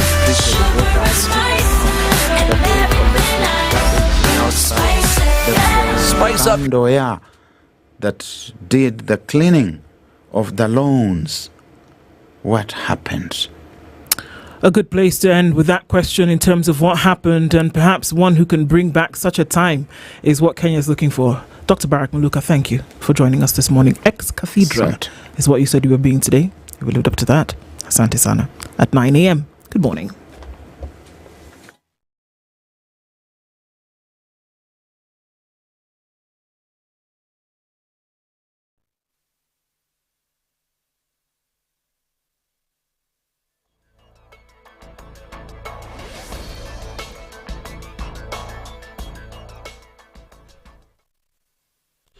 Good morning. This is the news wire. Nyamweya Ubaga, a Moi University student, was stabbed and killed in an altercation in Kesesu, Singishu County. Detectives are investigating the murder, where the deceased, identified as Elvis Morara, aged 20, was murdered on Saturday in Talai Center. Morara is said to have been stabbed on the left side of the chest by a fellow student at the apartments, whom he provoked by the use of vulgar language. By the use of vulgar language. The assailant picked up a knife and stabbed the deceased, killing him, leaving the murder weapon at the scene even as he escaped. 2 other suspects were arrested at the scene as part of the probe into the murder. A man has died after falling from an electric pole in Luanda, Vihiga County. Asanda Assistant Chief Aston Okwembe said the man died while undergoing treatment at Coptic Hospital. Okwembe said that the man climbed the pole intending to steal electric wires, but however fell as the pole collapsed and suffered severe injuries. Police dispersed irate locals who had gathered to subject the man to mob justice, with Okwembe warning residents against vandalizing power lines as it risks plunging the community into darkness. National Assembly Speaker Moses Wetangula has slammed government leaders who claim that President William Ruto's party will steal presidential votes to ensure his victory in the upcoming general elections. Speaking at the Transmara West area in Kilgoris, Wetangula said IBC is ready to oversee free and fair elections and that leaders should not incite fear among citizens. Sasa IEBC imechaguliwa, wamekula kiapo, wako ofisi. Mimi naomba wabunge wangu mlioko hapa na wale wengine, tukifikia makadirio ya pesa hata ya supplementary, tusaidie IEBC kwa kuongezea pesa, wafanye kazi ili tukifika uchaguzi ujao tusiwe na shida yoyote. Narok counterpart Rebecca Tonkei, on her part, strongly criticized opposition politicians for failure to acknowledge the government's achievements. Watu wetu, hii serikali ya William Samoei Ruto imeajiri walimu wangapi sasa? Kufika sasa over 70,000. Tumeajiri walimu 76,000. 76,000 teachers. Hii mwaka ambao tuko sasa tutaajiri wengine 24,000. Mwaka ule mwingine tuajiri 20,000 ambao watakuwa 120,000. Activist Boniface Mwangi is today set to be arraigned at the Kahawa Law Courts on terrorism-related charges after spending 2 nights in custody at the Pangani police station in Nairobi. Mwangi's lawyer, Njanja Maina, said his client was brought to the DCI headquarters on Kiambu Road and questioned before being returned to Pangani police station. We can also confirm that he was brought here yesterday after the search. We do not know why he was detained, and yet there is no warrant of arrest that accompanied the order. But we can confirm we have seen him. We saw him last night. I'm here together with his wife Njeri, and the other legal team. And we can confirm he's here. He is in good health. We can confirm he is well. He was also taken away this morning and taken to the DCI headquarters to make a statement. He has confirmed to us he is fine and that there's nothing haphazard that went on there. His arrest has triggered sharp condemnation from civil society organizations, legal experts, and political figures. We can confirm and we can state with no uncertainty that those are things that Boniface did not have in his possession. Those were not things that were in possession of his office, and those are not things that were brought to our attention. So we do not know why they are saying now that they're coming out with terrorism charges. But we will deal with this head on. I mean, that is why we are here, and that is why we will continue to do whatever it is that we are needed to do. But legally we can say he is here, he is detained here, he is here on a holding charge. So it is not Pangani police station that has arrested him. He is here and he is being held on behalf of the DCI. That's the News Wire. I'm Lydiah Ubaga.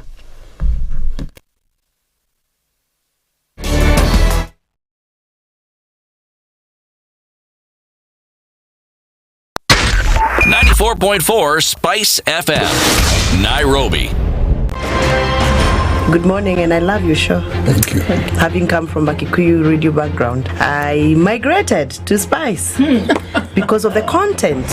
I was born in a slum, but somehow I got a break in life. So sometimes when you see the sweating coming out because of the passion and whatever it is, behind the noise, there are people, and we share the same umbilical cord. It shouldn't be like that. I am so disappointed. We used to tell Honorable Raila Amolo Odinga that he's doing politics of conmanship, and even President Uhuru Kenyatta, serikali hii ndio iko na conmanship ya hali ya juu. You cannot promise people that you reduce tax, then you double. In politics, there is the issue of trust. For you to turn around and then stab the same people who gave you that trust, there is no other level of dishonesty. Imabo, utaona dunia tu. The Situation Room, Kenya's biggest conversation. One of the things that are ailing our country is negative ethnicity. You find you as a state officer, instead of thinking as a Kenyan, you think like a tribal person. Let me tell you something. The biggest problem we have had in this country is a leadership deficit. There is nothing that you are going to do in the process of change if you are not a risk taker. So you really have to pursue your vision to a logical conclusion and even be ready to step on people's toes. When it comes to the economy, you can run away with it. They say statistics are like bikinis. They reveal a lot, but they conceal the vitals. And so government people would throw statistics at you and tell you they're revealing a lot of information to you, but it's really concealing the real vitals. We need to get out of that, because when we want to grow our democracy, one basic thing that really requires to be understood by the political class, by all of us, is institutions are critical. This is the Situation Room, the only way to start your day. Traffic. Okay, so what's happening? A few minutes after 9 o'clock, it's traffic still in the city, but down to a dull roll. Won't have too much of an issue this morning, it seems. Although it's Monday, we're getting out and about real quick. Okay, coming off the highway, still some traffic as you come in through past Allsops Junction, and we're also seeing that some traffic is still quite something as you come off of the Eastern Bypass. And this is crossed over then towards the Okoh. There's some traffic there in and outbound, heading out then to towards Lunga. So there's some traffic there this morning, and then also on Mombasa Road as you head out towards the Nyamweya roundabout, it's very rough. The Blue Highway is cruising through and through. And as you come off of Muranga Road, there is some traffic that's all coming off of the highway right around the corner. So it's pretty busy this morning, folks. So happy to get you traffic coming for keeping moving. Spice and your next hashtag the situation.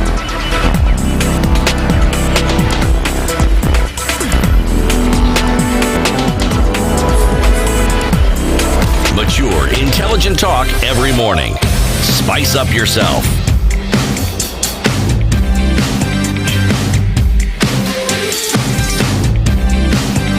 Mornings done right.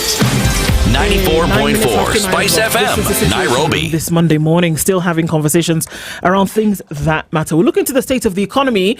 Economic analyst Exen Iraqi will be with us this hour, and we'll be looking at pointers, definitely. Things for you to watch out for. We'll do that in a short while. Dennis, you told us before that we went from 2,999 shillings. I'm a good student. 2,999 shillings for 15 Mbps. Yes. And then 4,199 shillings in the silver for 30 Mbps. Yes. I'm waiting for the golden moment to drop. We are on that last lap. Okay. You know that last lap when you have that Kenyan athlete running and they've rang the bell. Yeah, we're winning that gold. Okay. So we started from the bronze to the silver. Now we're going for gold. Okay. Now, this is simply... especially for those who have like high usage, like you've got like a whole family in the house, you're hotspotting, there are people with gadgets all over the place, and you need good reliable speeds. Well, I'm talking about the gold package, which is 80 Mbps. And for 80 Mbps, the only money you pay is 6,299. Okay. Noted that? 6,299. Voila. That's for the gold package. And what that gives you is 80 Mbps. 80 Mbps. I mean, what can't you do? You can do your gaming comfortably. So your son can be in the other room playing his games. You have a daughter somewhere who's watching Netflix or they're on TikTok. They're actually streaming live on TikTok. And you yourself, you're working, you're doing your webinar, you are either presenting something, you are projecting some videos, you have no issues to do with lagging or buffering. So that's what Safaricom Home Fiber does for you. So when you get that package, you're talking about reliability. So you don't have to worry and stress about so many other things. And in case there's a power blackout, because I keep on talking about power blackouts, you're still connected with the built-in power backup system. So you don't have to worry about disconnections, because sometimes when you're streaming, like what we're doing this morning, if your stream just cuts off, then you have to start from scratch, and building numbers takes time. So you don't want to get into the stress of getting disconnected if you're streaming, you are playing your videos, or whatever it is that you're doing at home. So why pay more for less? Just enjoy Safaricom Home Fiber, which is fast, reliable, and priced just right for every home. You gotta love it. And let's see what we'll try. So I love it that you've gotten us through the tier. So the options are great, isn't it? And so now if we want to get you to focus on legacy, values, and adapting to change, what you need to do is to be joining Standard Chartered. Very simple, no brainer, cut and dry. Why? Because wealth isn't just about you. It's not about what you earn or what you invest. That's not just what wealth is about. It's what you pass on. And for many high net worth individuals, legacy and value matters just as much as capital. At Standard Chartered Priority Banking, they go beyond numbers. Their team helps you with estate planning, ensuring your wealth transfers seamlessly, while also preserving the values you hold dear. In a world that's constantly shifting, economically, politically, even tax-wise, adapting to change is crucial. With Standard Chartered, you're not reacting, you're prepared.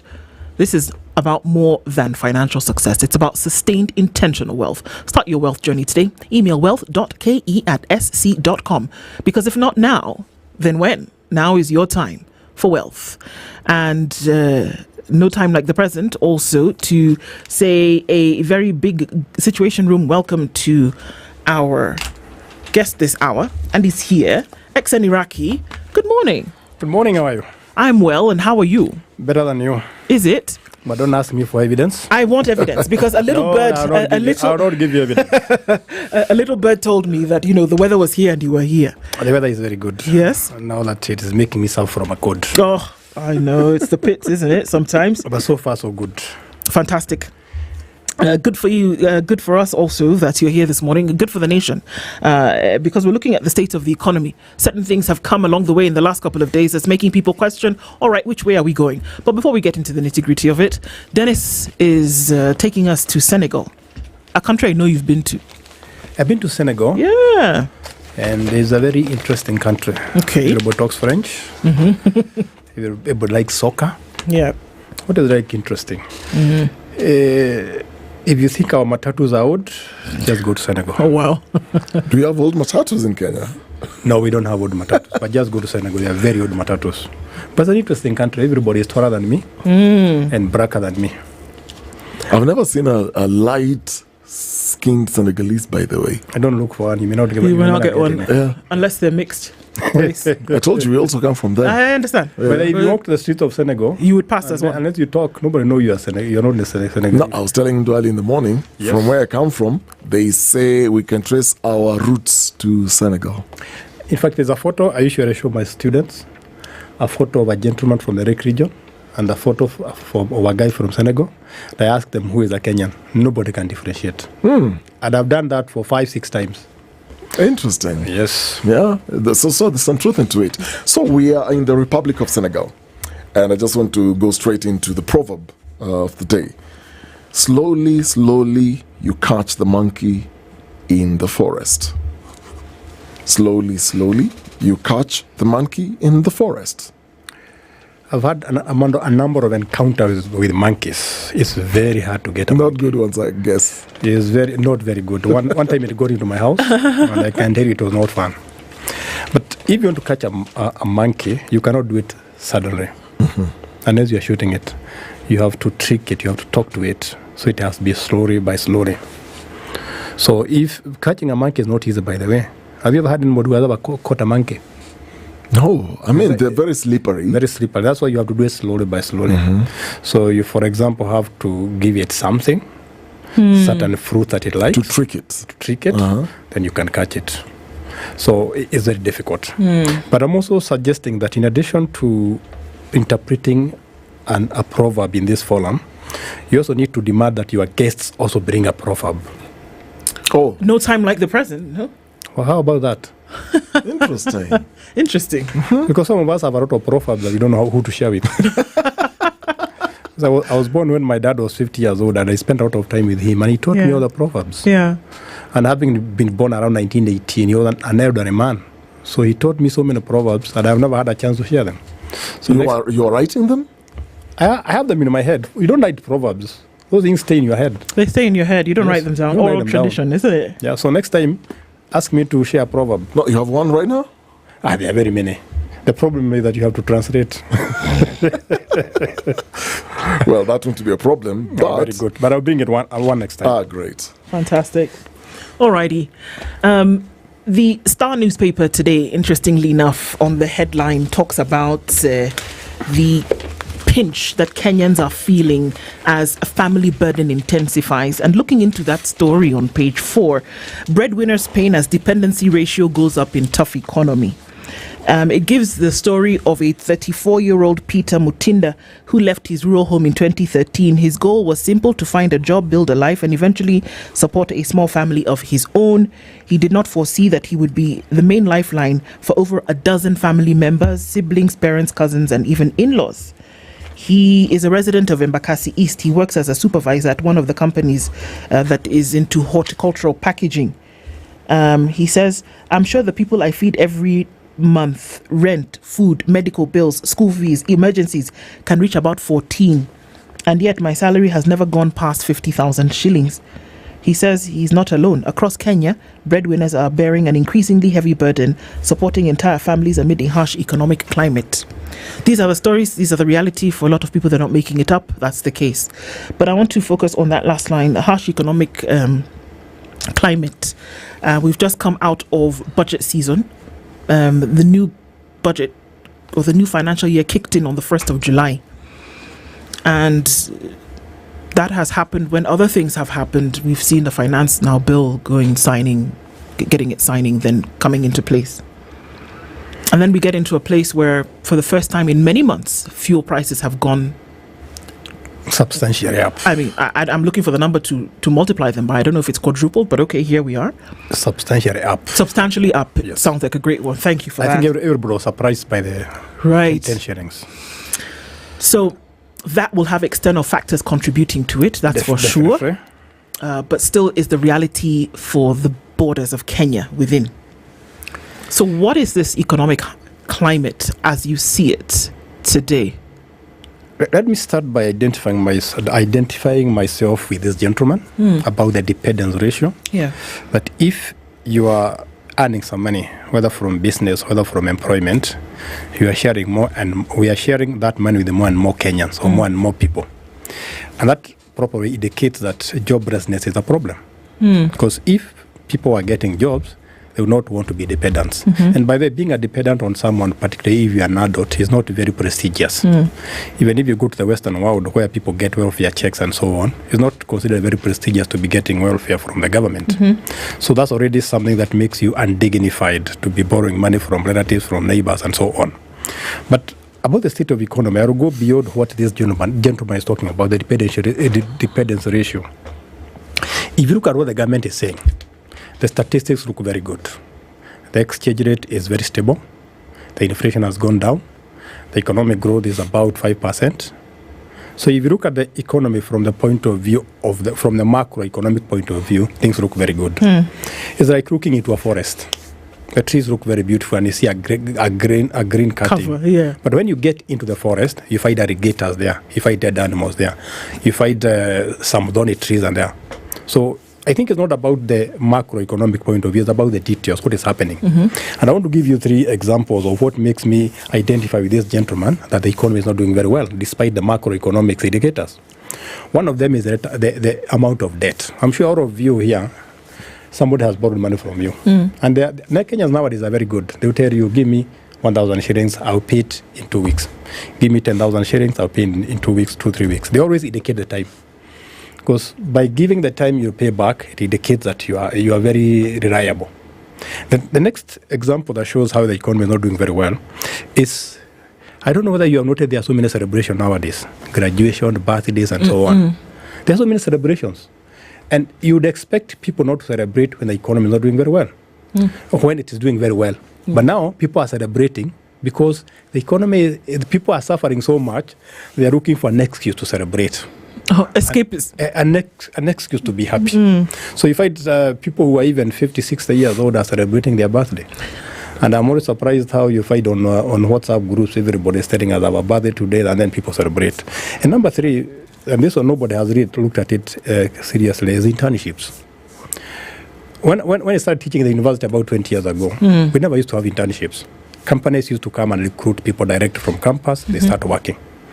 Nowadays, you finish campus, you finish your job, your training, whatever you are doing, you get an internship. And people get internship because there are no jobs. So those are 3 indicators that I agree with that shows that the economy is not doing very well. So at the end of the day, it's not how the economy is doing as a whole, it's how the economy is doing to myself. It's how much money I have in the pocket. So I think from all indications, Kenyans are suffering, and we need to do something about that.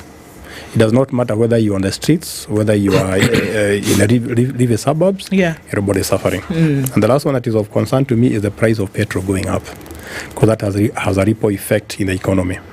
So people are going to start increasing the price of bus fare, the price of other goods, because they say the price petrol has gone up. But we're told that the price of petrol that we're currently seeing is not necessarily because of the petrol, or rather the oil that was sold on the global market in that month.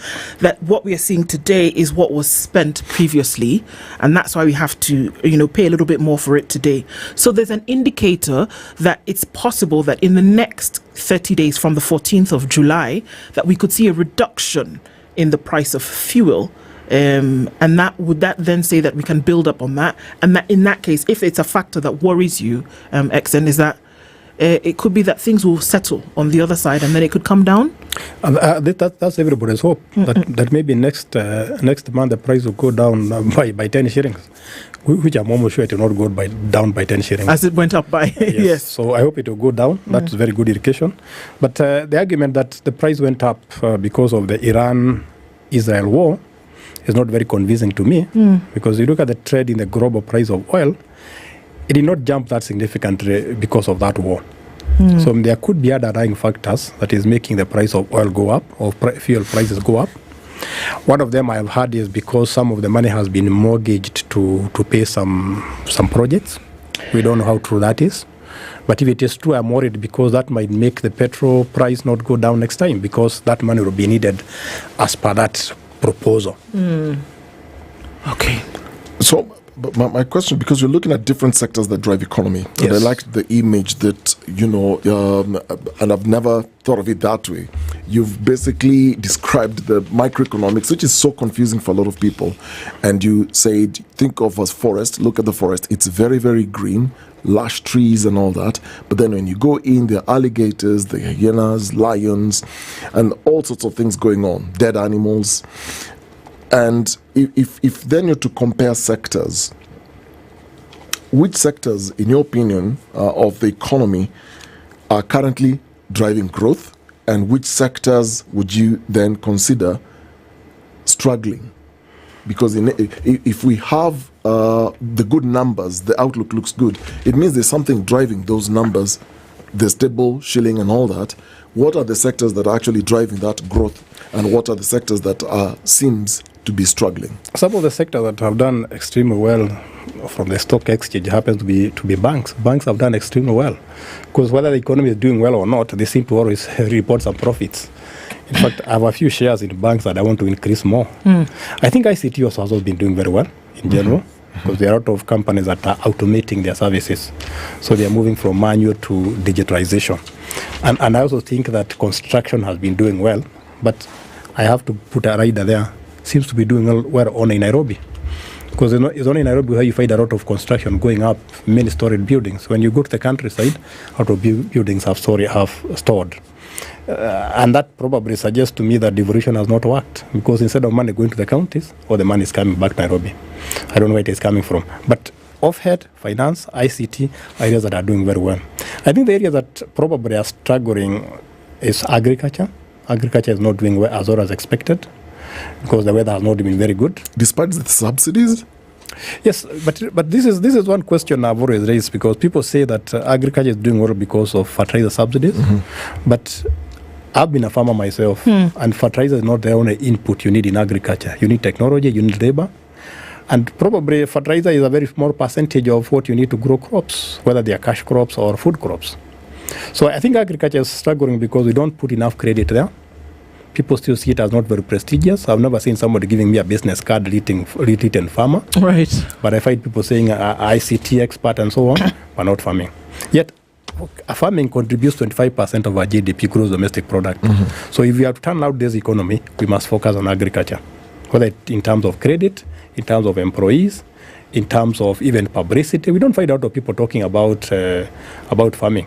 It's never in the headlines. But interestingly, we have a conversation in this country when we talk about agriculture, and the growth in agriculture is normally equated to the price of unga. Yes. the unga conversation. It's always, when you talk about agriculture, bei ya unga imeshuka. Yes. So then that means that we're actually doing well in farming. I think agriculture is more than unga, is more than maize. In fact, one of the problems I have in this country is that we need to start growing less maize, because everybody grows maize in this country, even in areas where maize is not supposed to grow. So why don't we diversify? there are a lot of other crops that can grow in this country. Like I go to some places like Rift Valley or Ladau Laikipia and so on, and Nakuru. One of the things I found very surprising is the number of people who are growing hay instead of food crops. Because I found that if you grow hay, you can preserve it, you could dry it up, you bake it until the dry season, and you sell it at higher price.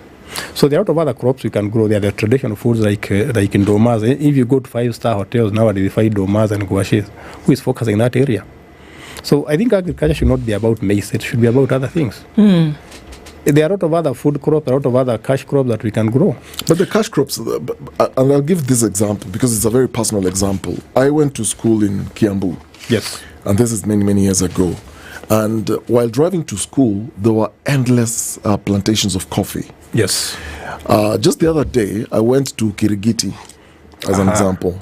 So Kirigiti, there is a space there where several years ago there was a very large plantation of coffee. When I went there, they're actually building houses. Yes. There's construction going on. So when I was asking around what exactly happened, because that was actually somebody who had done it for very many, many years, and they said the coffee sector has been destroyed and farmers have struggled to maintain that. So everybody now is doing away with the coffee. Let's just build houses. Let me give you even a more interesting example, more personal example. My father worked in a coffee plantation around that place. Remember Tatu City? And if I tell you the year, you laugh, 1927. And that coffee has been there. In fact, when I came to Kiambu the first time, I was looking for that coffee plantation. It was called Sokifinaf. Now that is a Tatu City. It has been chopped into residential places. Now, it's very sad that the most productive sectors in this country are being built up instead of being used for farming. And maybe we need to become bold enough in this country and say that certain places should be preserved for agriculture. Because that's the price of unga you're talking about going down will be affected by the price of other commodities. Because if we don't have enough food, the price will go up. If you go to Mombasa over the weekend, you find a lot of trucks from northern Tanzania bringing food to Mombasa. A lot of onions that we consume in the city of Nairobi come from Tanzania. So I think there's a very good reason. We even import eggs. Yes, there's a very good reason why we need to do something and do some serious zoning. Who said we cannot keep dairy cattle in Nairobi? That Nairobi is just for building. So we need to think of how we can preserve some prime agricultural land around Kiambu, around Monang and other areas to stop it being built up. There's a lot of empty land towards the plains that is dry and barren that cannot be used for building houses, not for agriculture. And those are the issues you are bringing, that in addition to thinking about maize, let's also think about the policies we need to make sure that we preserve productive agricultural land. Right. Okay. I'd like to take a break, but then I'd like us to go a little bit linear into this agriculture thing, because agriculture has taken on its shoulders the responsibility of holding an entire economy, and keeping it buoyant. So let's look and say, okay, well, so how exactly can this happen? Then you've also, gone to the point that, if it's something that is so lucrative for why don't we see more people going into it? We remember the happy face Kaunda in Zambia who said she's never heard anybody who's made agriculture sound sexy. It's not for anybody to want to get into. Meanwhile, we're saying that this is the thing that it could essentially save an economy. So let's go linear when we come back from this break and look into it, and then we'll come back. Ex-An Iraqi economist with us this morning, and we're looking at some of these issues around the state of the economy, what can actually be done to make things better. And at this point, are you feeling unwell? And you think about that, there are places where you can actually go to get the best medical care and find a trusted healthcare provider near you. Do not search your symptoms. Go and find a trusted healthcare provider. The Aga Khan University Hospital has brought specialized world-class care to your neighborhood. Conveniently located clinics offer specialist clinics, and these are diagnostics and family services, ensuring that you and your family receive the best. Cardiologists, pediatricians, gynecologists. There's somebody who is called a pulmonologist. Okay, we'll find out what that means in a bit. Gastroenterologist, diabetologist, physicians, surgeon, the list goes on. And other consultants near you. For families along the Thika Superhighway, Thika Road, we've got you covered with medical centers on Thika Road at the Akai Plaza, Roy Sambu at the Jewel Complex building, at the Roy Medical Center, Juja Medical Center, Thika Road Medical Center, as well as the Kenol Medical Center. Visit any Aga Khan University Hospital Medical Center in your hood today, or call call 0730 011 888. That's 0730 011 888. The Aga Khan University Hospital, world-class care here and now.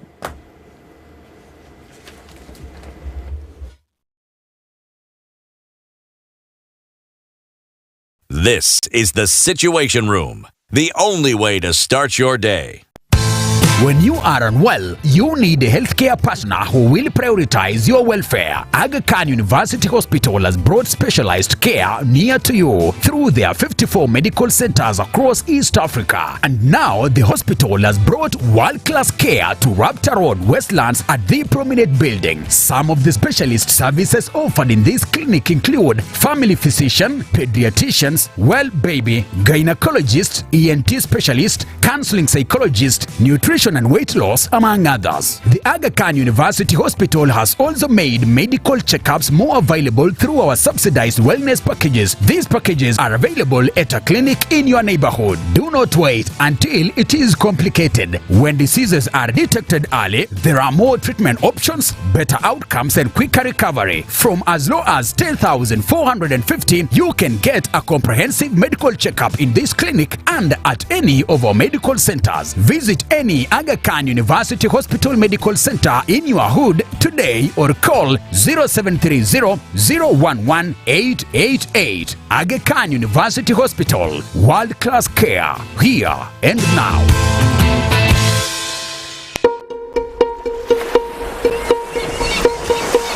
Can you grow your wealth anywhere, anytime, without the right partner? Imagine expanding your portfolio with investment opportunities globally, while protecting your wealth and legacy. Standard Chartered's unique global network and deep local insights give you unparalleled expertise anywhere, right now. Now's your time for wealth. Join Priority Banking today.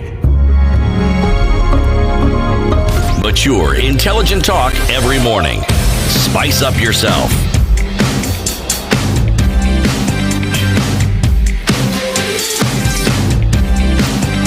Mornings done right.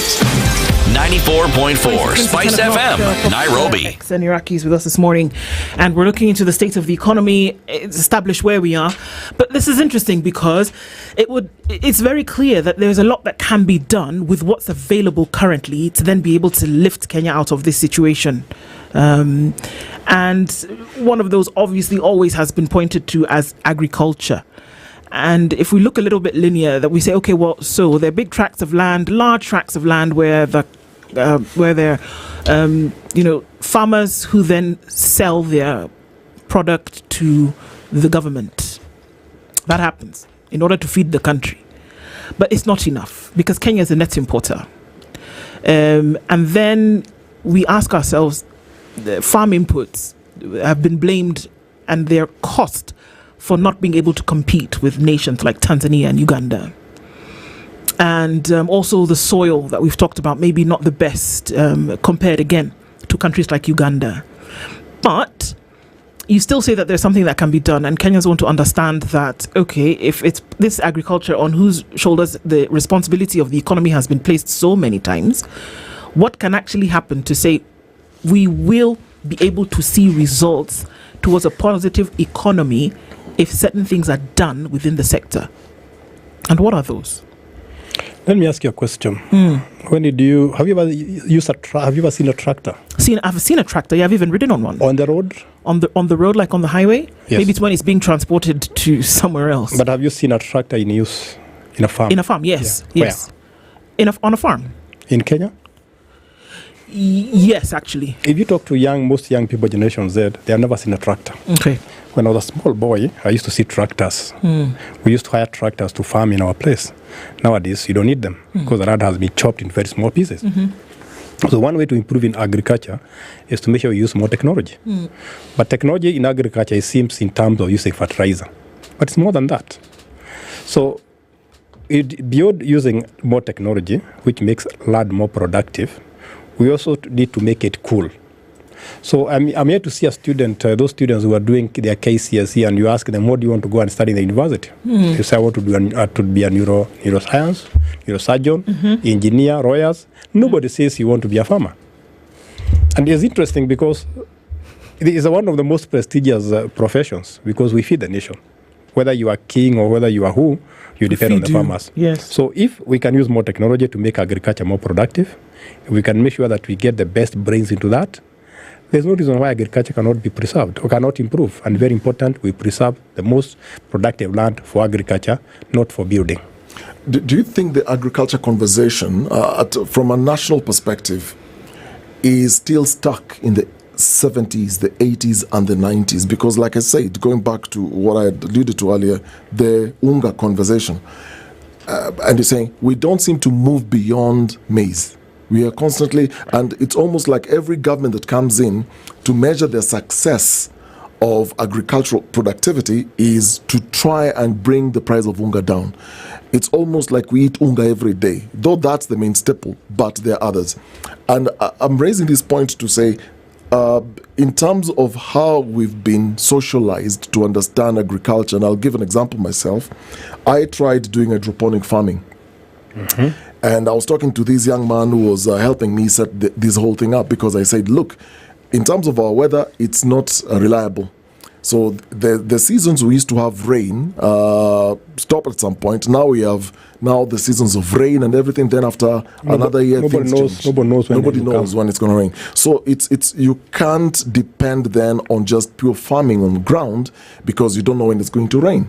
And a lot of people go through losses. So now comes in a concept, the hydroponic concept. And I was asking this young man how he's doing in the business. And interestingly, he said, for those people who care to even watch TikTok videos or YouTube videos to understand what this thing is and how it has worked in other countries, and an example is Israel, where I went and I saw how it's working, a lot of people say this is GMO. They don't believe anything can grow without the soil. So first you're dealing with a mindset issue. My question then is it a conversation that nationally the government should introduce to look at the things that now you're talking about? You're talking about latest technology. What are the latest farming methods? What are the other options? What other crops then can you grow? Who do we then expect to share a lot of these insights so that people then can understand, wait, there are other alternatives? You know, it's interesting you have mentioned TikTok. How many videos on TikTok are there that focus on agriculture? Most of them are probably about people dancing and so on.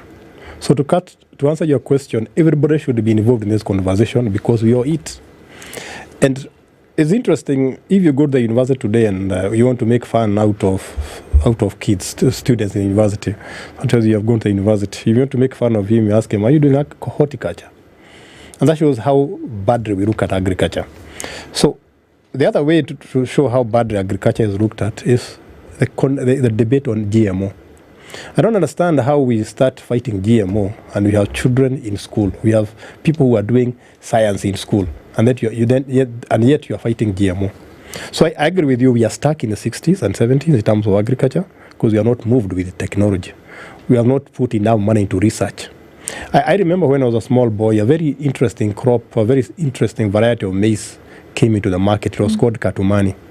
In fact, it was named after Katumani around Machakos. So when did you last hear of a breakthrough type of a maize plant that is being put in the market? So we also don't do enough research in agriculture.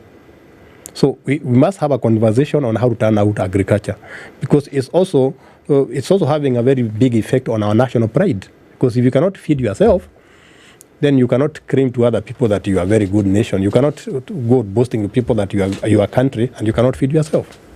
I have no problem with importing food from Tanzania and so on, but you also must become self-sufficient in ourselves. We must look at how do we become more a food-sufficient country.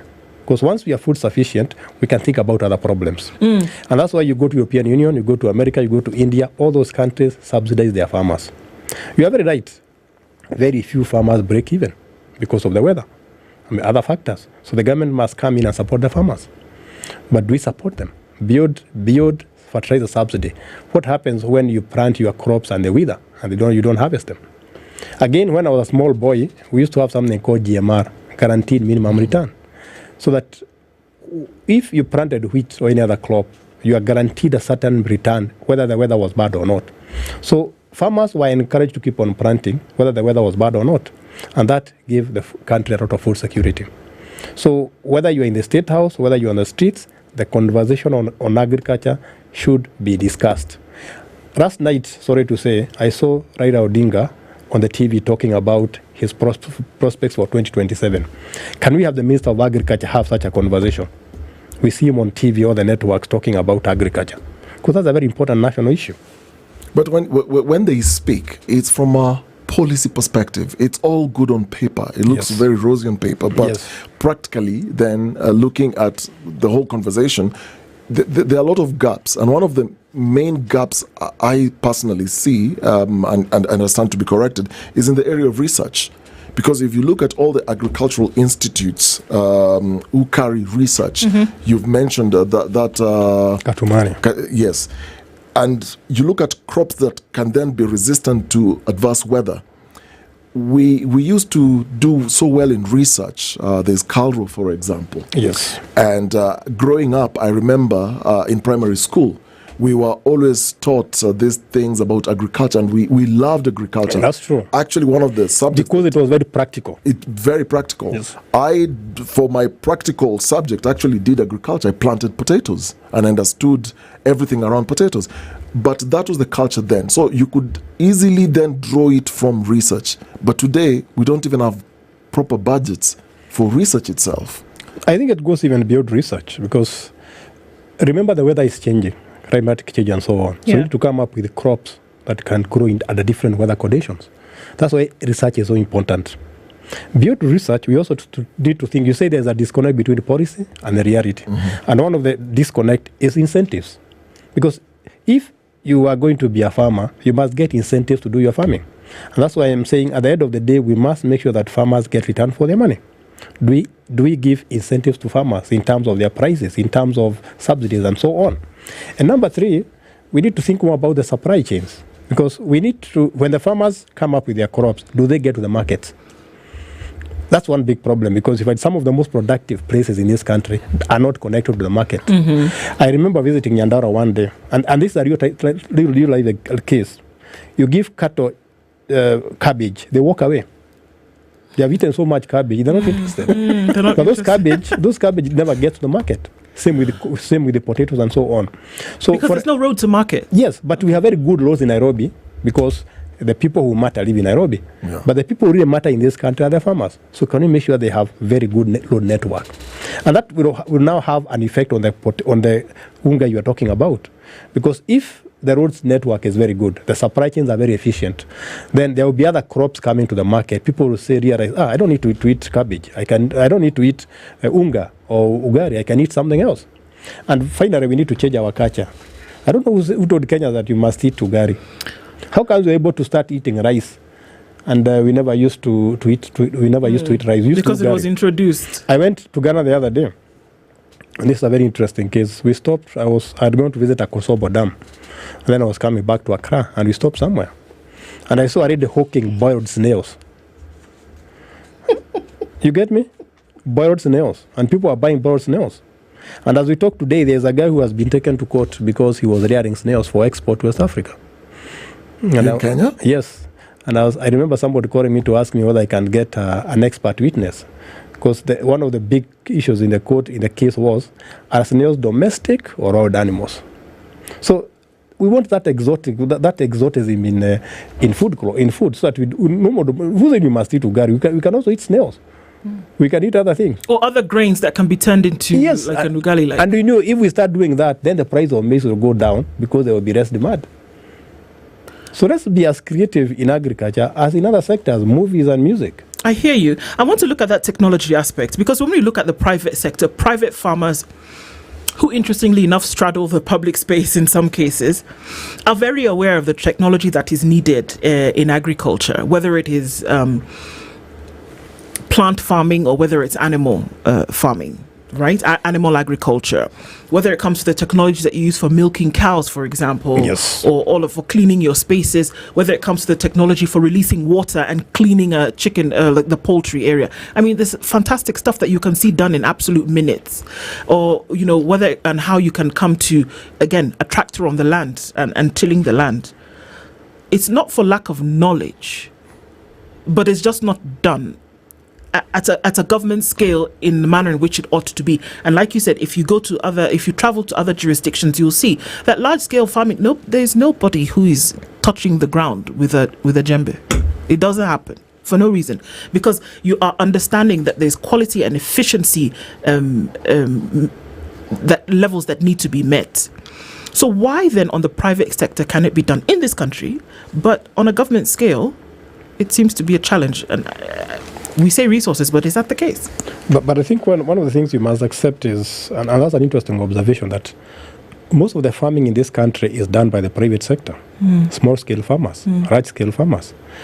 Some of you go to Nakuru and you stop at a place called Raniar's, and I'm sure you stop there to take snacks, and then keep on, or you go to the bathroom and then you go on with your truck or with your trip. But however, stop to find out what is behind that place. Huge farms, using latest technology. So I think the private sector has been trying to adopt a lot of technology, a lot of modern thinking in terms of agriculture. But you cannot do that because of a very simple reason. The private sector and the public sector must work together. So if you look at our regulations, our rules, our credit system, do they favor the farmers? So if you look at a very good example, if you look at the banking sector, how much money do they give the farmers as in terms of credit? They say they are risky, so nobody's going to do that. And that's why in the colonial, if you remember, during the colonial era, we had something called RAD, and I think it was called Land and Agricultural Bank, specifically tailored to the farming sector, because it is unique in a way. And maybe that's something we need to start thinking about today. Maybe we should need to have an agricultural bank in this country. I know we have something, it's called ATM or something. There was an organization that was supposed to be giving money to farmers. It was called Agriculture or something. I don't remember the name. But it inherited the RAD and Agricultural Bank. But it has not been doing very well, because now farmers, when they are looking for money to expand their business and so on, they go and compete with other businesses. And of course they will lose, because it's perceived as very risky. So we need to have something that focuses on farmers, their interests, because they are unique. If we don't do that, we'll keep on talking about that. And but speaking of uniqueness, I traveled to India, and there was a period where I saw a strike of farmers. And they have food reserves that can last them for a very, very long time. From the time, and the test was during COVID, when people couldn't go out to do anything. And when I tried to understand why are farmers there so powerful, the understanding is the political influence is not something that you can joke with. And I discovered their voting bloc is not monolithic. It's not. And when they push for an agenda, the government listens, because when they come out to vote, they represent a very, very big population, and they represent a huge portion of the electorate in the key provinces where you do a lot of farming. But in Kenya, if you don't have political goodwill, or you don't have a backing that can then push for change of policy, then, because in this country, when did you last see farmers protest in this country? I haven't seen them protest. I've never seen one. I've seen them also protest in Paris. Yes. They took tracks on the streets. Yes. But here farmers are very many, but they are not organized. Yeah. Just like, the teachers' union, how organized they are, or other organizations. So farmers in this country are not organized. That's why nobody cares much about them. But I think whether they are organized or not, there's a good reason to take care of the farmers, because they form not just a voting constituency, but also they feed the nation. But we don't seem to realize that, because some of the policy makers have never been farmers. And you see, if you are rich and affluent in Nairobi, you don't need to think about farming. Just go to the supermarket, you go and get food, and sometimes you even want food that is imported. I always find a lot of fruits in a supermarket here that are imported from South Africa. Yes. I have nothing against South Africa. But why should we be importing food from South Africa that can grow in this country? For example, if you go to Remuru, you find a lot of pears being sold. The fruit pears. But I find pears being imported from South Africa. Who is buying the pears that are grown in Remuru?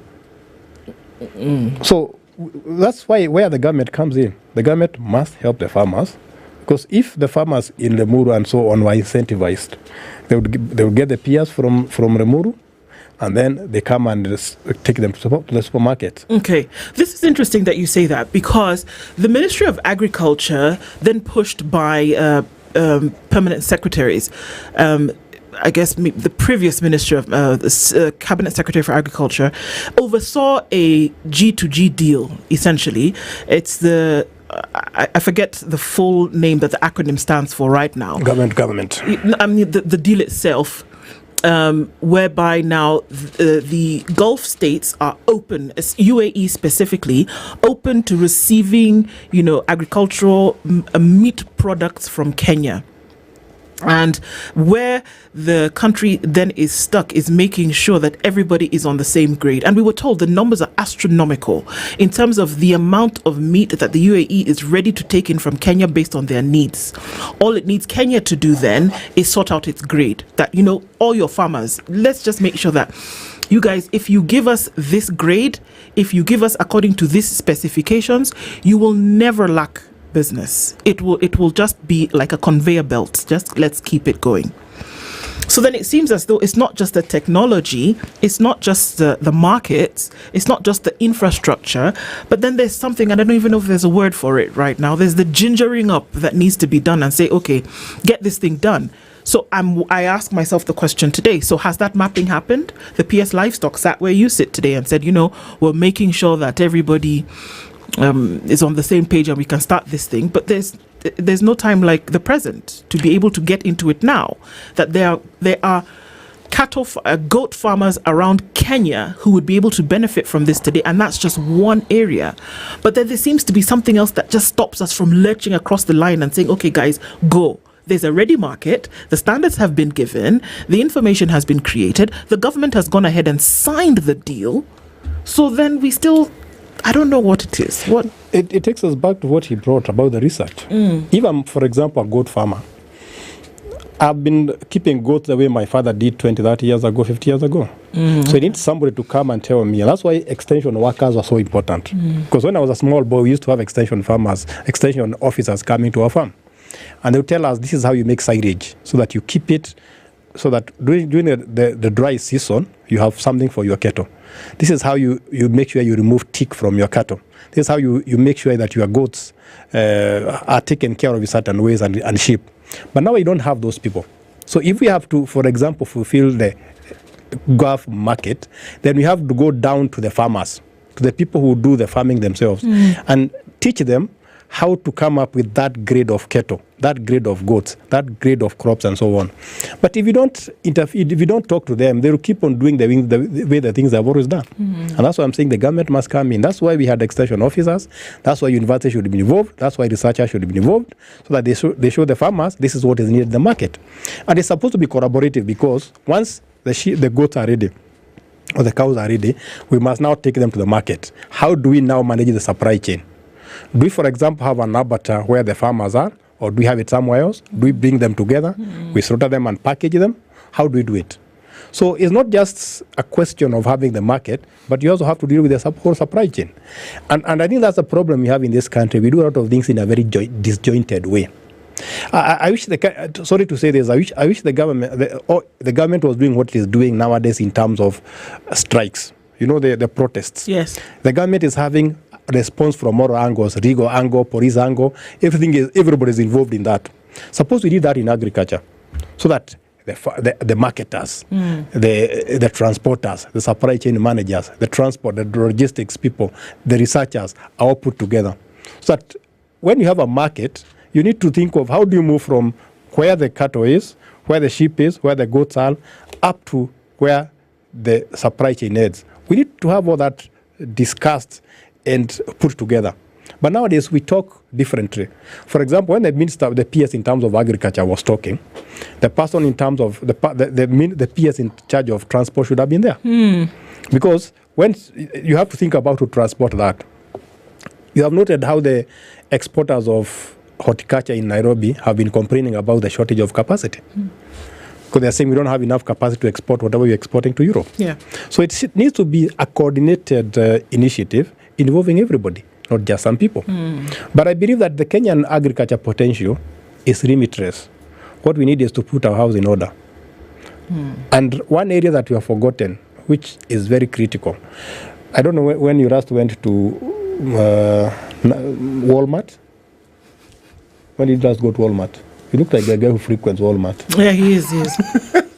But if you go to Walmart or these American supermarkets, there are two types of fruits or crops that you buy. Yes. Genetic or organic. They actually label and tell you. Yes. And the pricing is different. And organic is always very expensive. Yes. So if, for example, Kenya identified itself as source of organic products, organic crops, organic foods, can you imagine how much premium would earn in the world market? But I totally agree with you. But here's, again, we still go back to government.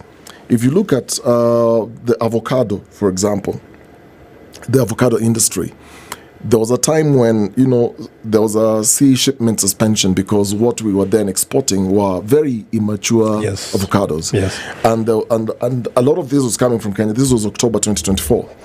And there was a ban on exporting avocado when the market had really, really opened so well. Then that ban, I think, was lifted early this year, if I'm not wrong. But further than that, my conversations with the farmers who at least can afford to plant and sell these avocados were saying, look, there's also compliance issues. Export compliance is becoming so complex and very expensive. Same to the Gulf, same to the European Union.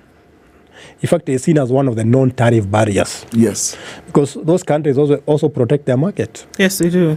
So that's why I'm saying at the end of the day, you must do something that other countries are not doing. And that's why organic foods would make a very big difference. And so the thought should actually be that you're taking food, which is, for all intents and purposes, foods grown here that would make their way to shelves in Europe or in the Northern Hemisphere are organic. Yes. They are. It would make a very big difference. Would make a big difference. One to look into. But you will be very surprised what we export versus what then is sold locally in terms of quality.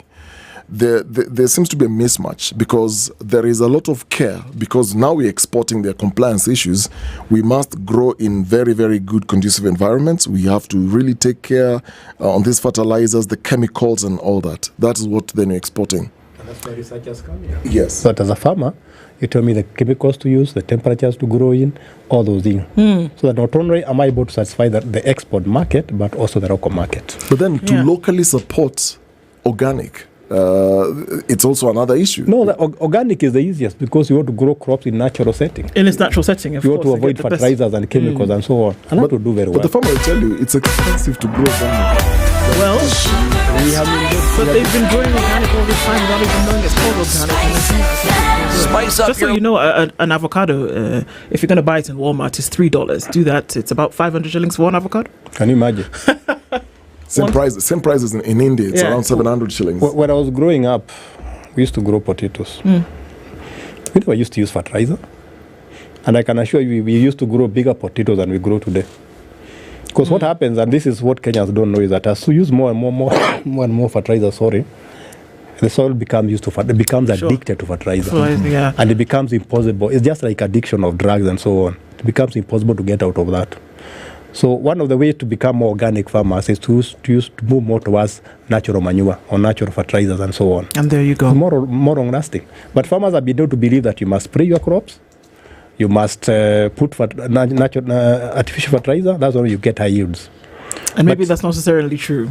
It is, isn't it? But remember, the people who sell fertilizer and other chemicals are also in business. So they must make you believe that you need them. And they must make their money. Yes. The state of the economy is what we've been looking at this morning. Professor Exen Araki has been here with us this morning. There's a lot of work to be done.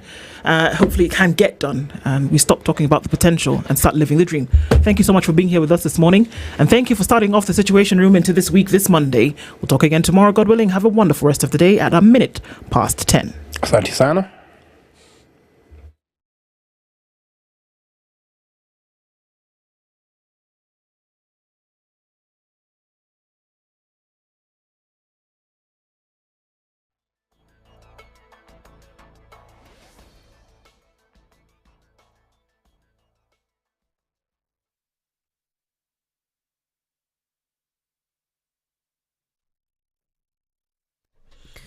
Good morning. This is the News Wire. I'm Lau Ubaga. Tambaj High School has been closed indefinitely after a section of students